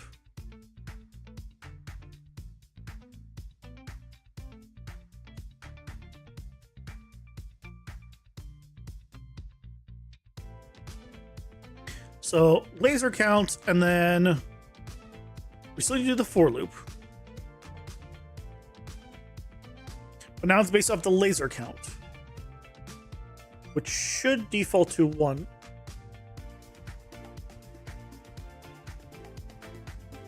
And then we need to do set rotation of this thing. So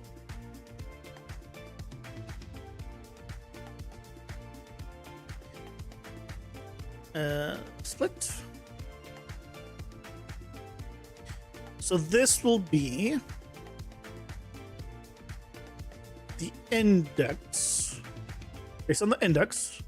Not select. This is used to take the index and multiply it by 360 by this. Is there count? I was gonna be giving me a integer.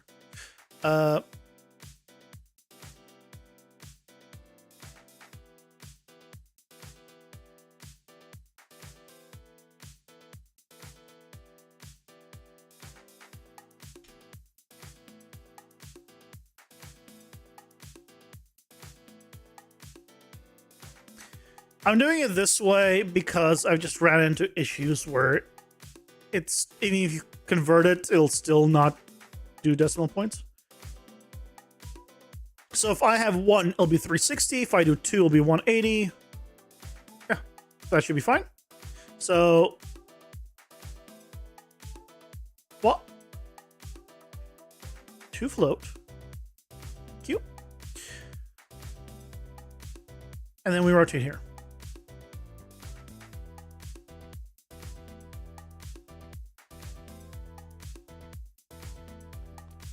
Again, 1 will still be fine, right? 1 will be 1.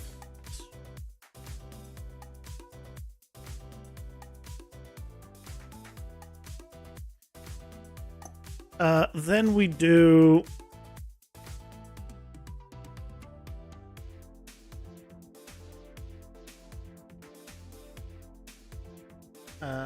dirt spawner error 2.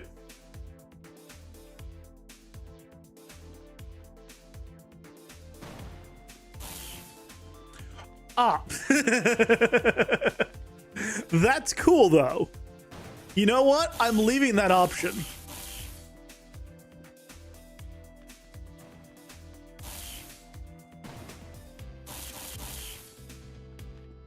I'm leaving that option.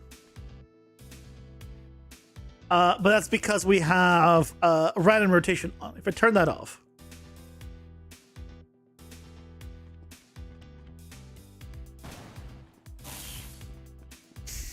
Yeah.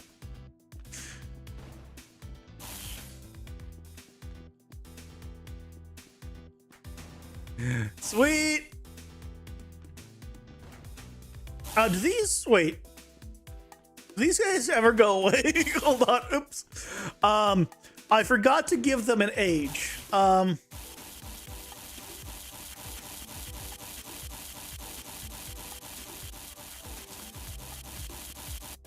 They never go away. This is slight problem. Just a little.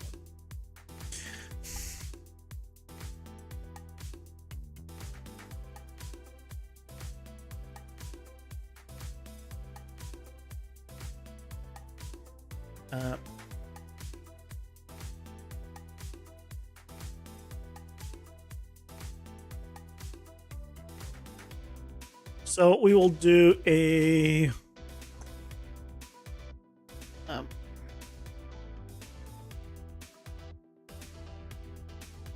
lifetime float 10.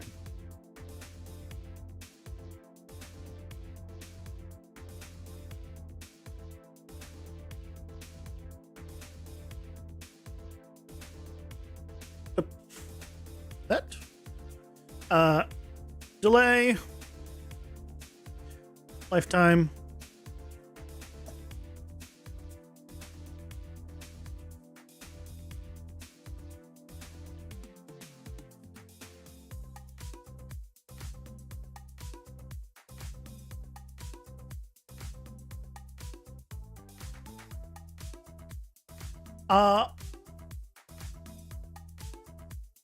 that needs to be exposed on spawn.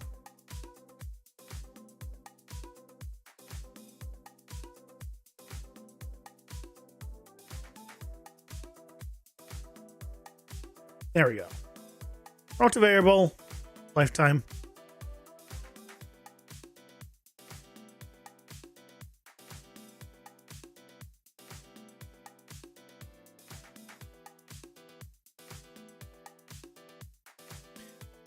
I don't actually need these exposed. Okay.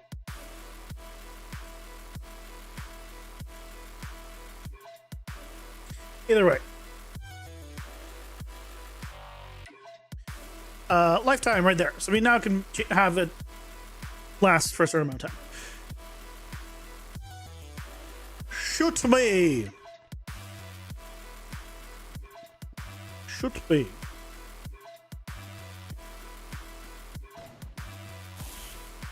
So now, after 10 seconds, it should go poof.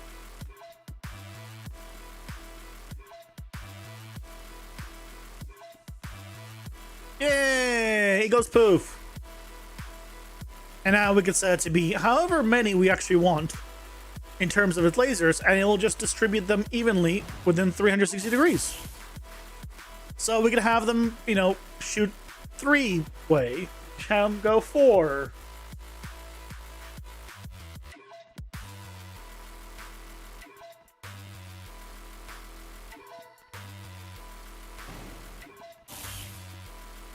Okay, the delay needs to be a little bit longer.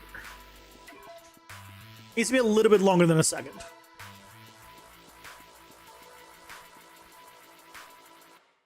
By default.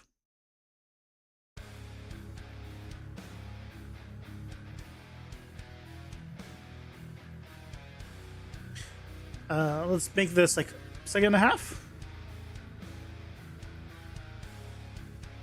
Because I want to be able to have the player actually move, like if they get hit, I need them to be able to move out of the way, knowing that there's going to be about to be one spawned. And I think that's plenty of time. So that way it's not like a guaranteed hit.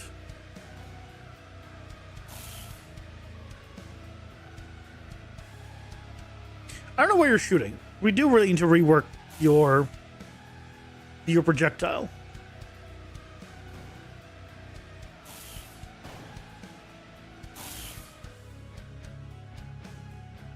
Yeah. Okay, cool. And if we're crazy,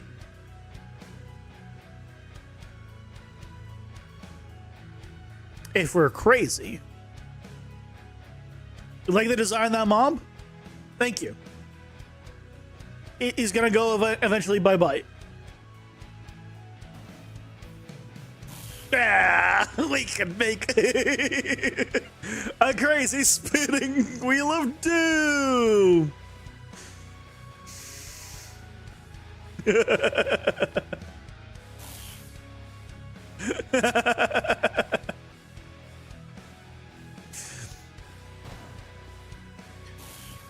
Because why not?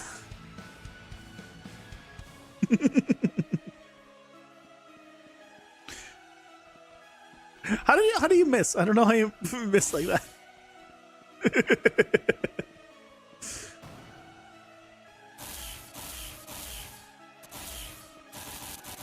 I can die real fast if I just go in the center because I get hit by all of them. But it works. The main thing is it works, right? We have as many lasers as we want. So obviously we'll have like different laser counts for different enemies. So they'll have like, you know, we can have certain lasers just do more damage. Visual, like if it's like this kind of laser, maybe they'll all be X damage. If it's a different kind of laser, it'll all do Y damage. But maybe different mobs will spawn some that do like 1 and one that does like multiple around. This is a problem. This I need to figure out, get a better solution for. If it hits the wall, I don't want it to be in the wall because clearly it has a problem. What I could try doing is ignore initial overlap. Can I ignore initial overlap?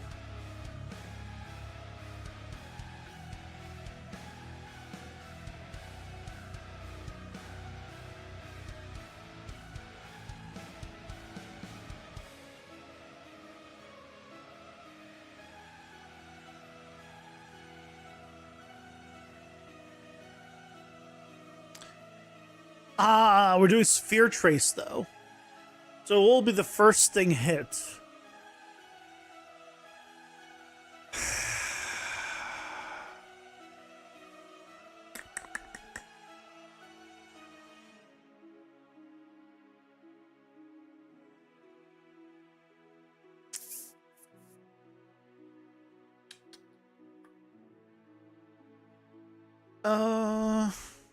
Could I? Is that not exposed?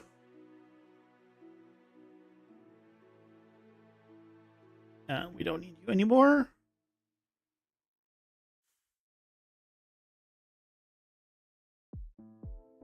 It's gonna close all my stuff, is it? Nope. It actually didn't. Wow. For once.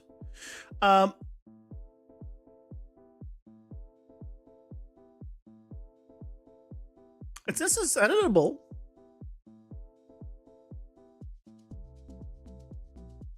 Oh, this is editable here.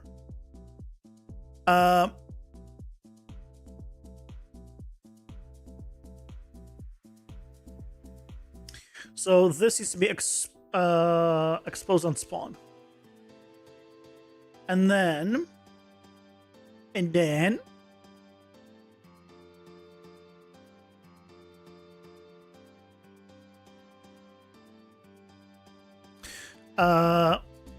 self-target types.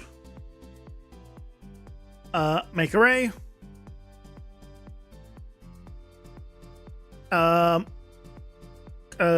Actually, I need to promote to a variable.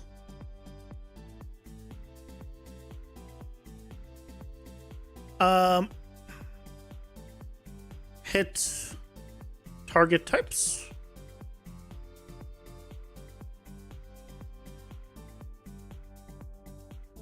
on and world static, and then what I can do is I'll actually do no world static by default, so we'll ignore world static. No and then. No and then. Yes and then. And then. So now if he hits me, or hits the wall here,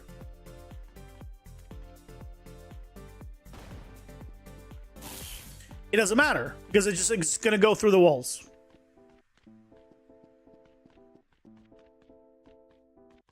And honestly, for these, I don't mind. For the player, I mind a little. But for these that are from enemies, player smarter than the AI. You should be able to handle.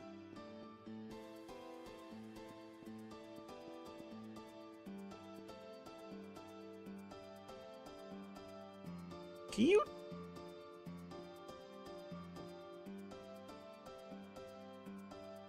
Why are you so rotated?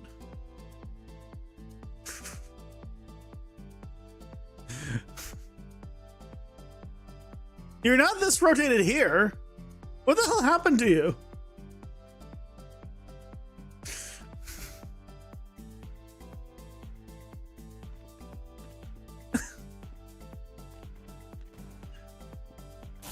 Like I have all the characters rotated by 10 degrees just to make it not seem as straight up.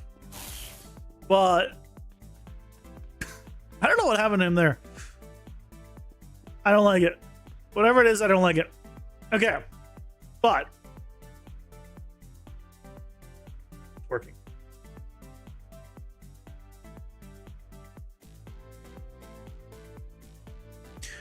We can mark multi-directional stationary laser with potential spin. Done. We could have it be not spinning as well. Technically. Right? We could just say rotation rate 0. Right, and then it'll just place it in the world. Shoot me! Let me demonstrate. Oh, rotation rate is 1. Why is the rotation rate 1? It's effectively stationary. Did I press 1? Oh, okay. I can do 0. Cool. That is all working great. Let's go ahead and remove this from him now, because I don't actually want him spawning that. But we can see that is good. Now, the next one on my list is cone spray. Or just cone attacks in general. How the hell do you do collision testing or tracing for cones? Because that's not a shape you can just select. What do games do? Multiple spheres? It's not very exact.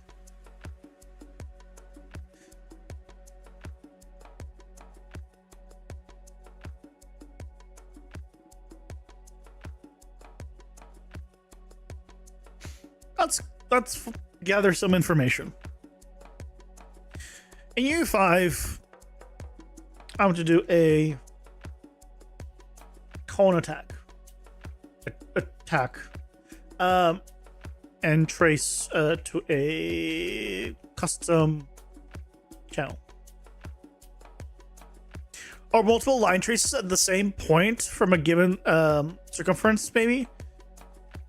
Yeah, I'm trying to see. I want to know if there's an alternative to doing multiple traces.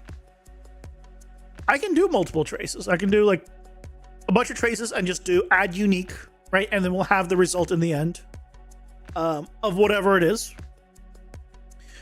Like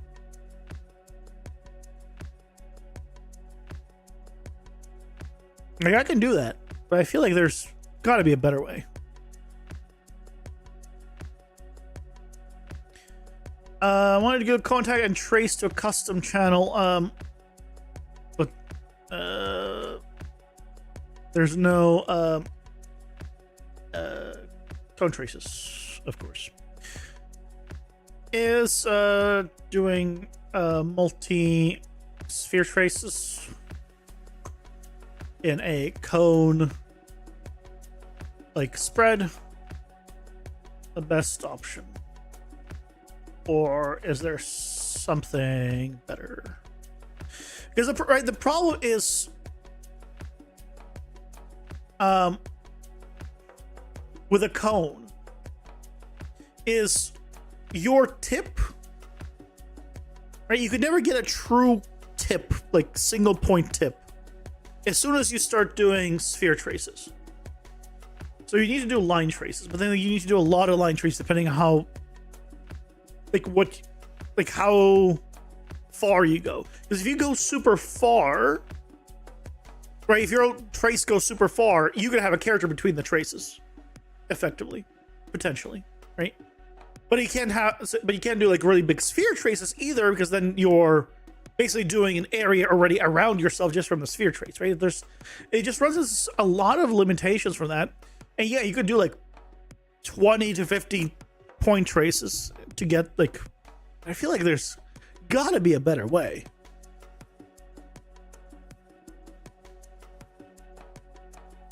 I mean, there might not be, but I just want to see if it can give me any idea of a potential alternative. If not, then we do that. We'll probably go with line traces and just a bunch of them.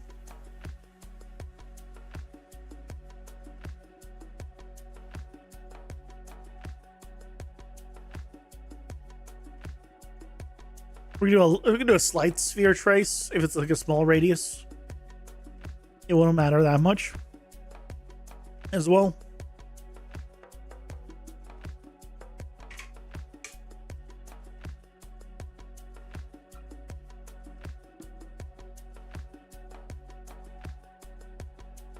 Epic tutorial inaccessible. Did you guys see that?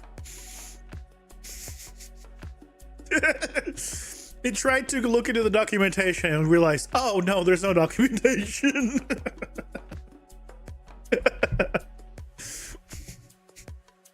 That's why I'm not checking there, because there's no point.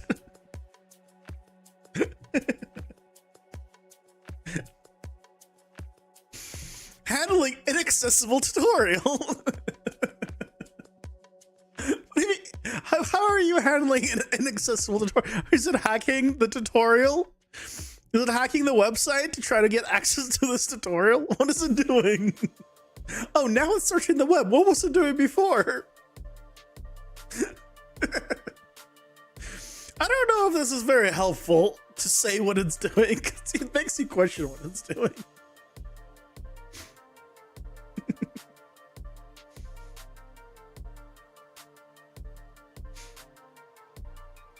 Custom cone trace multifunction in C++. Okay, I should have specified blueprint. It's gonna give me C++, isn't it?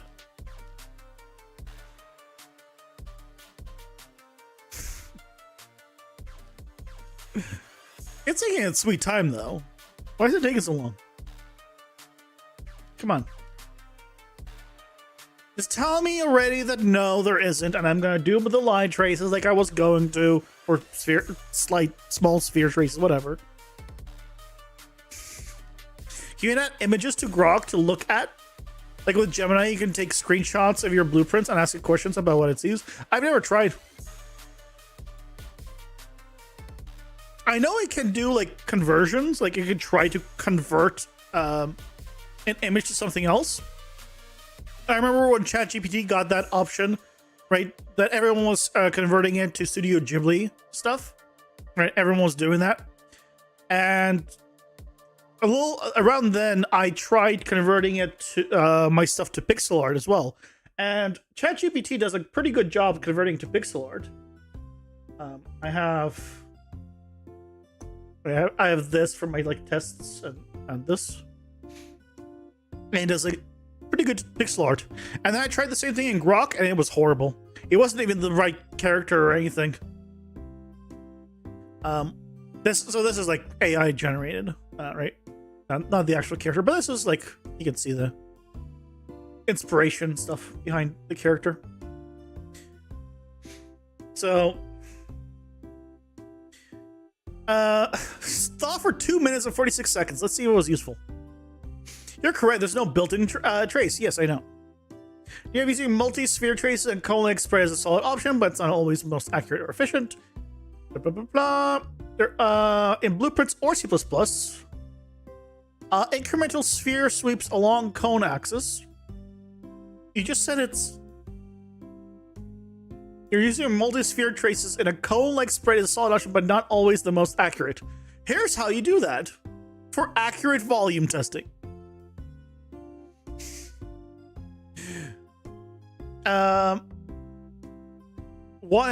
This method approximates cone sweep by performing a series of sphere sweep traces along the cone's central axis, with each sphere's radius increasing. Oh, okay. So instead of this, it's doing the thing that I was originally kind of on my mind.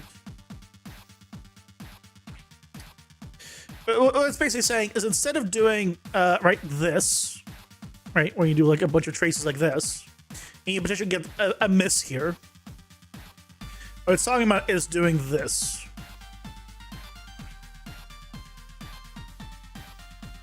Okay. Which is also a good, decent way of doing it. And probably a better way of doing it, actually.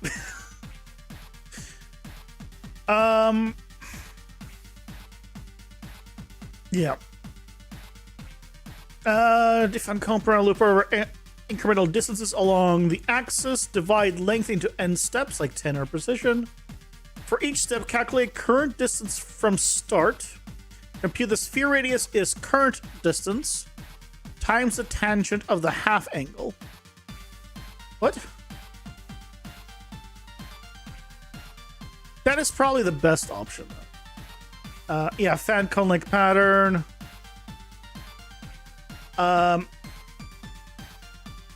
Okay, let's do...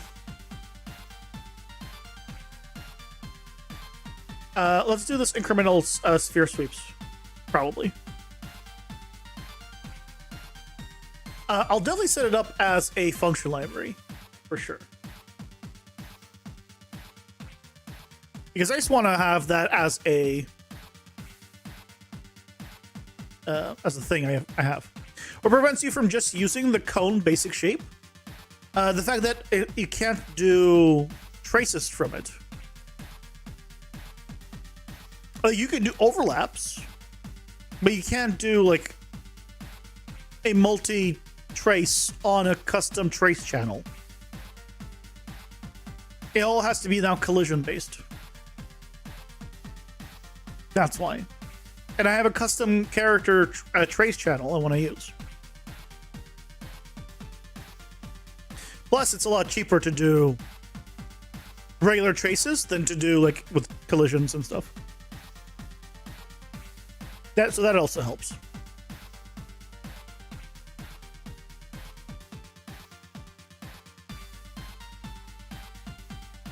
So let's do this cone trace. So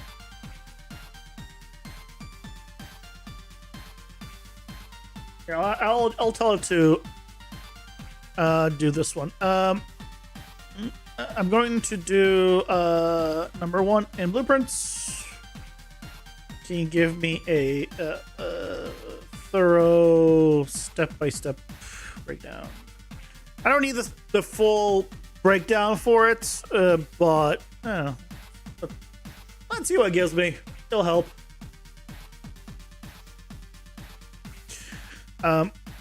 Basically, I'll need a for loop. I'll need a distance.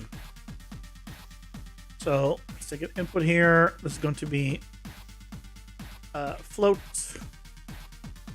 distance. It's 1,000. Okay, it's going a little too far. Trace channels. Don't care. Okay.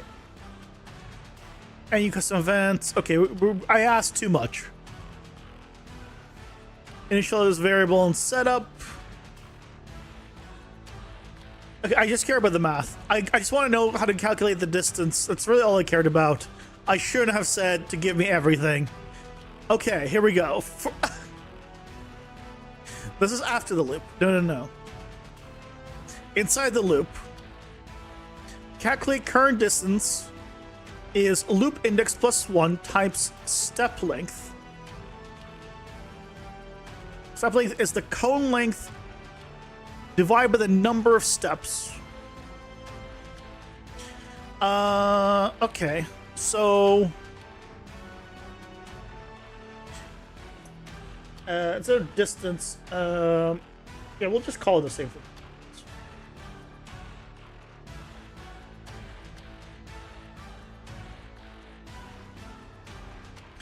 Cone length.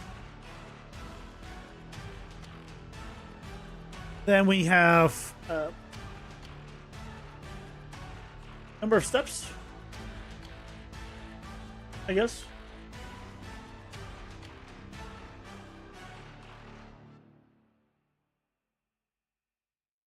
Where'd it go? Where'd it go? Step length.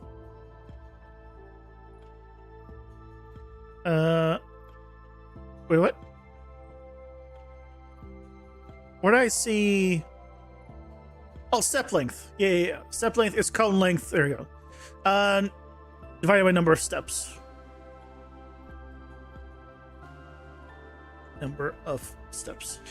Yeah, I'm not making that convenience. I'm just making an integer. So let's say 4. We'll just have default 1004. We can adjust the defaults, obviously, and set up however we want. So that's the current distance. So we can take the cone length, divide by number of steps, promote to a local variable. Let's call this step length.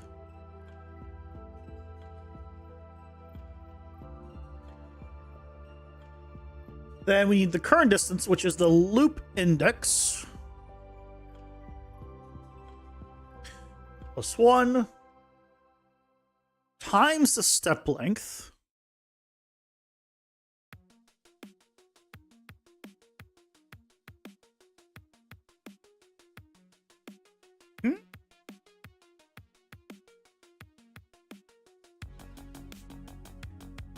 And that gets me the current distance.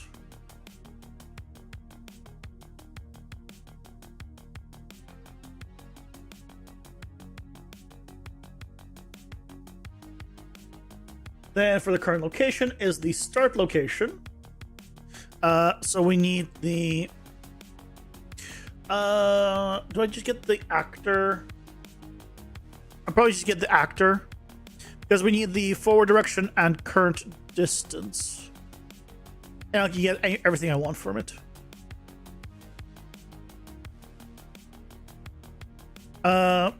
Source actor.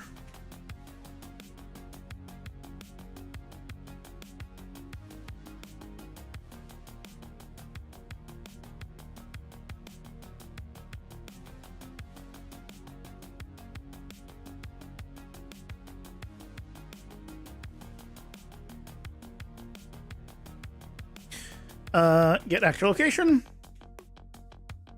plus the get forward vector times the current distance, so we know how far forward. Right, so that's just a normal, like, hey, where does it end kind of scenario, but in this case, where does it start and end? And then to calculate the sphere radius is the current distance. Well, let's do this is the current location. Current location. Like, I know a lot of people don't want to use AI, but for something like this, where I just need to figure out the math on it, it's just so much simpler than me trying to bash my head against this. And like, I know all of this, what this is and all of this, but like, sometimes it's just, the brain just doesn't compute and it's late. And it's just so much faster.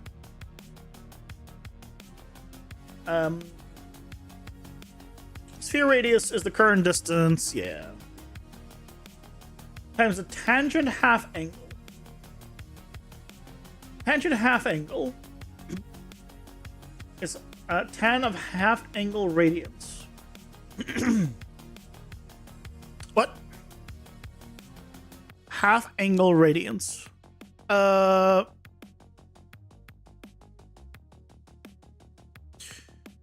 Can we use degrees as the input instead of radians for this? Can and should use degrees directly in your input. Expects inputs in radians. This is standard math version. Tangent degrees expects inputs in degrees. Is there different ones? Oh.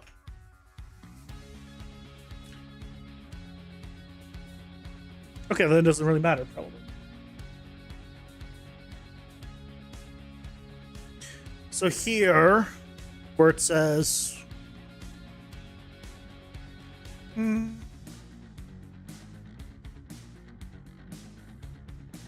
it go? Oh no. Did I scroll too hard? Actually, yeah, 10 degrees. Do I have... no, I don't. I have the cone length and number of steps. I need the cone angle. We'll set it to be, I don't know, 45 degrees by default.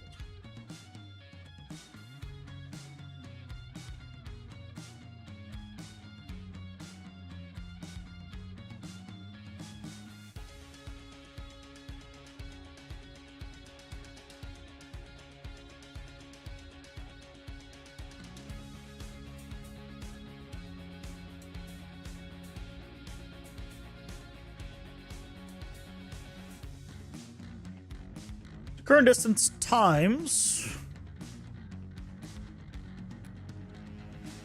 this is the sphere radius. Okay.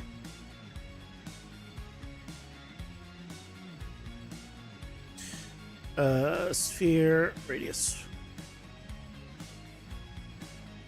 This I would never use because I'm not smart enough to do that.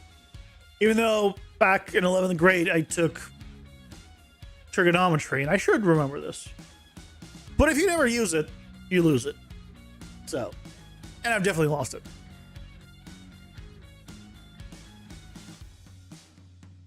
Okay, and now we have pretty much everything, right?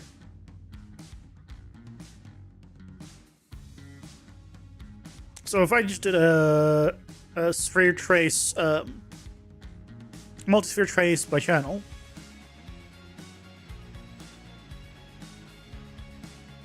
say for duration, character, sphere radius goes here.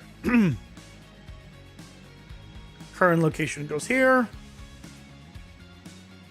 And that's all we need. Obviously, all the logic still needs to happen, but for a test,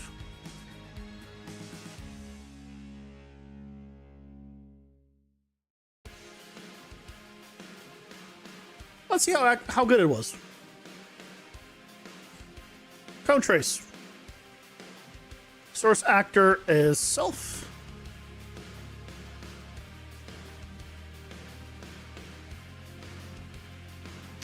Let's get rid of you. That didn't seem right. What did I... Oh, pfft.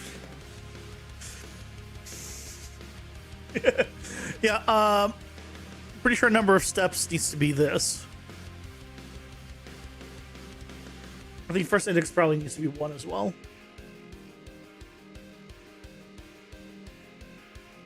Number of steps might need to subtract 1.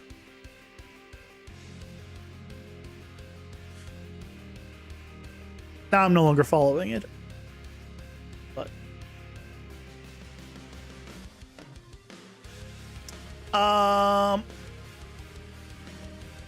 okay, a couple of things we need to adjust. Oh, 45 is half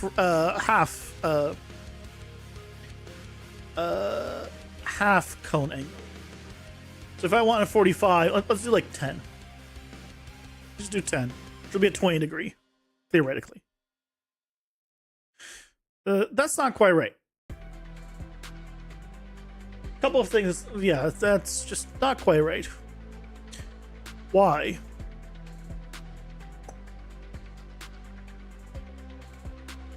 Step length. Should be the cone length. I mean, this is right. Current distance. Yeah, this should be correct. Oh, it is correct. It is correct, but the radius is too big. Why is the radius too big? Do I need to divide this by 2?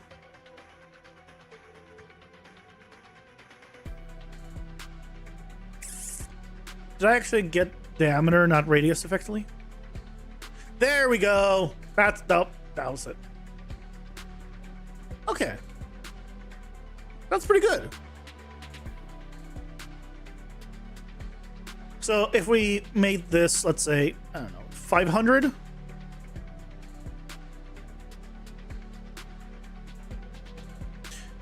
I'll see, for 500.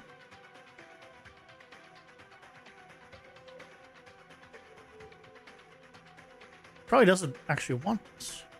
So wait.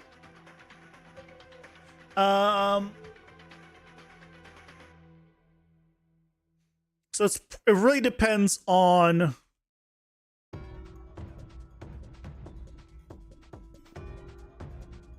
mean, that's pretty good, right? That's pretty good. Obviously, this is not very exact at the beginning, but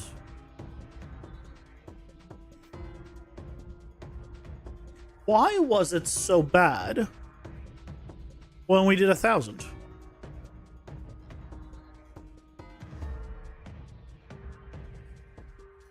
Oh, now it's fine. But oh, it's because the number of steps was too low, isn't it? If we did 4 steps.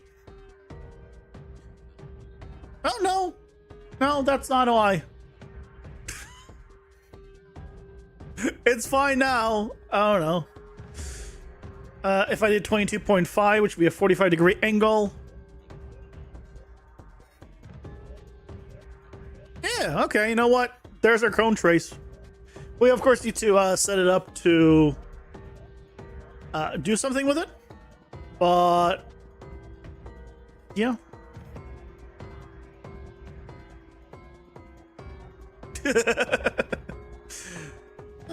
Don't be afraid to use AI is the summary of this. That's why I use it, because, you know, I could do the math on this. Most of it, except the radiance thing. This tangent thing. Yeah.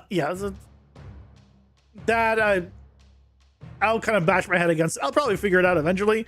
But it's just, the time save here is just, right, worth every penny. Metaphorically, I'm not actually paying them for anything. I'll set the number of steps to be 10 by default. Cone length can stay at 1,000. 1,000.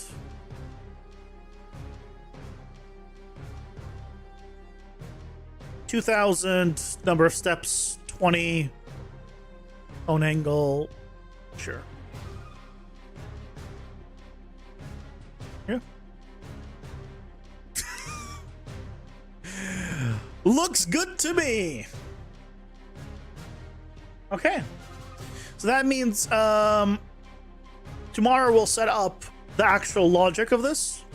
But I mean, honestly, we don't even need to do much. I need to figure out if I want to keep it. I don't know if I want to.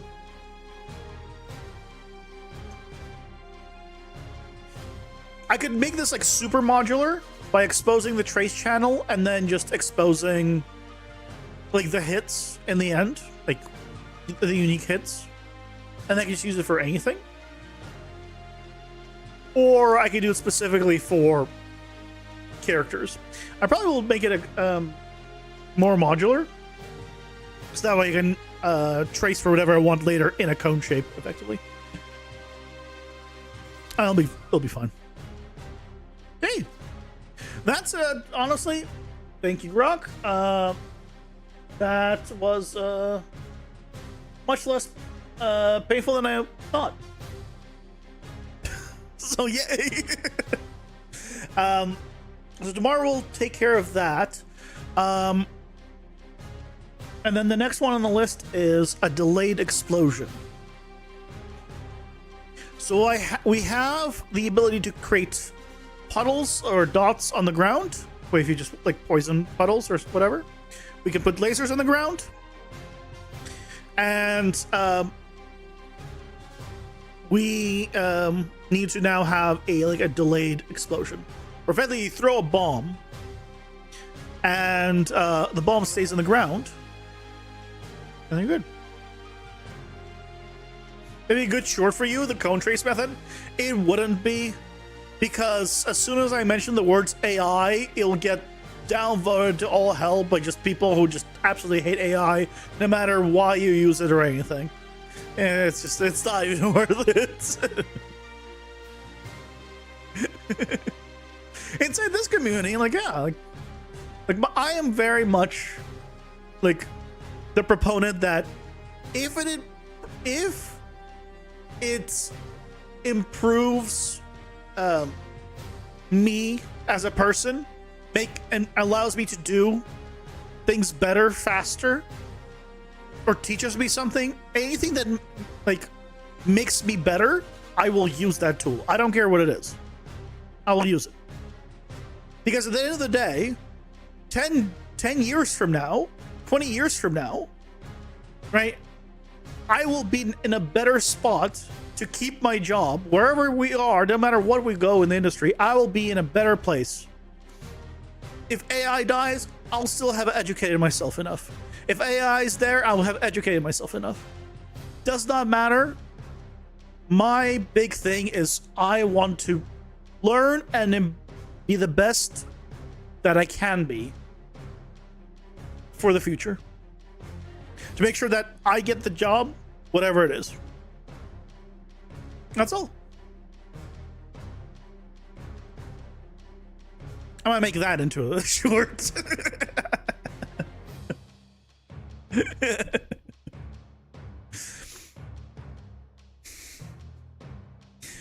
We'll see. But thank you guys so much for joining me today. Hope you had fun. I learned something.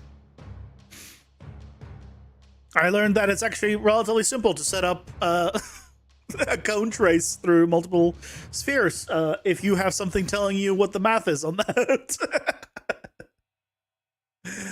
But I hope you all have a fantastic rest of your night, and I will see you all tomorrow. Take care. Bye-bye.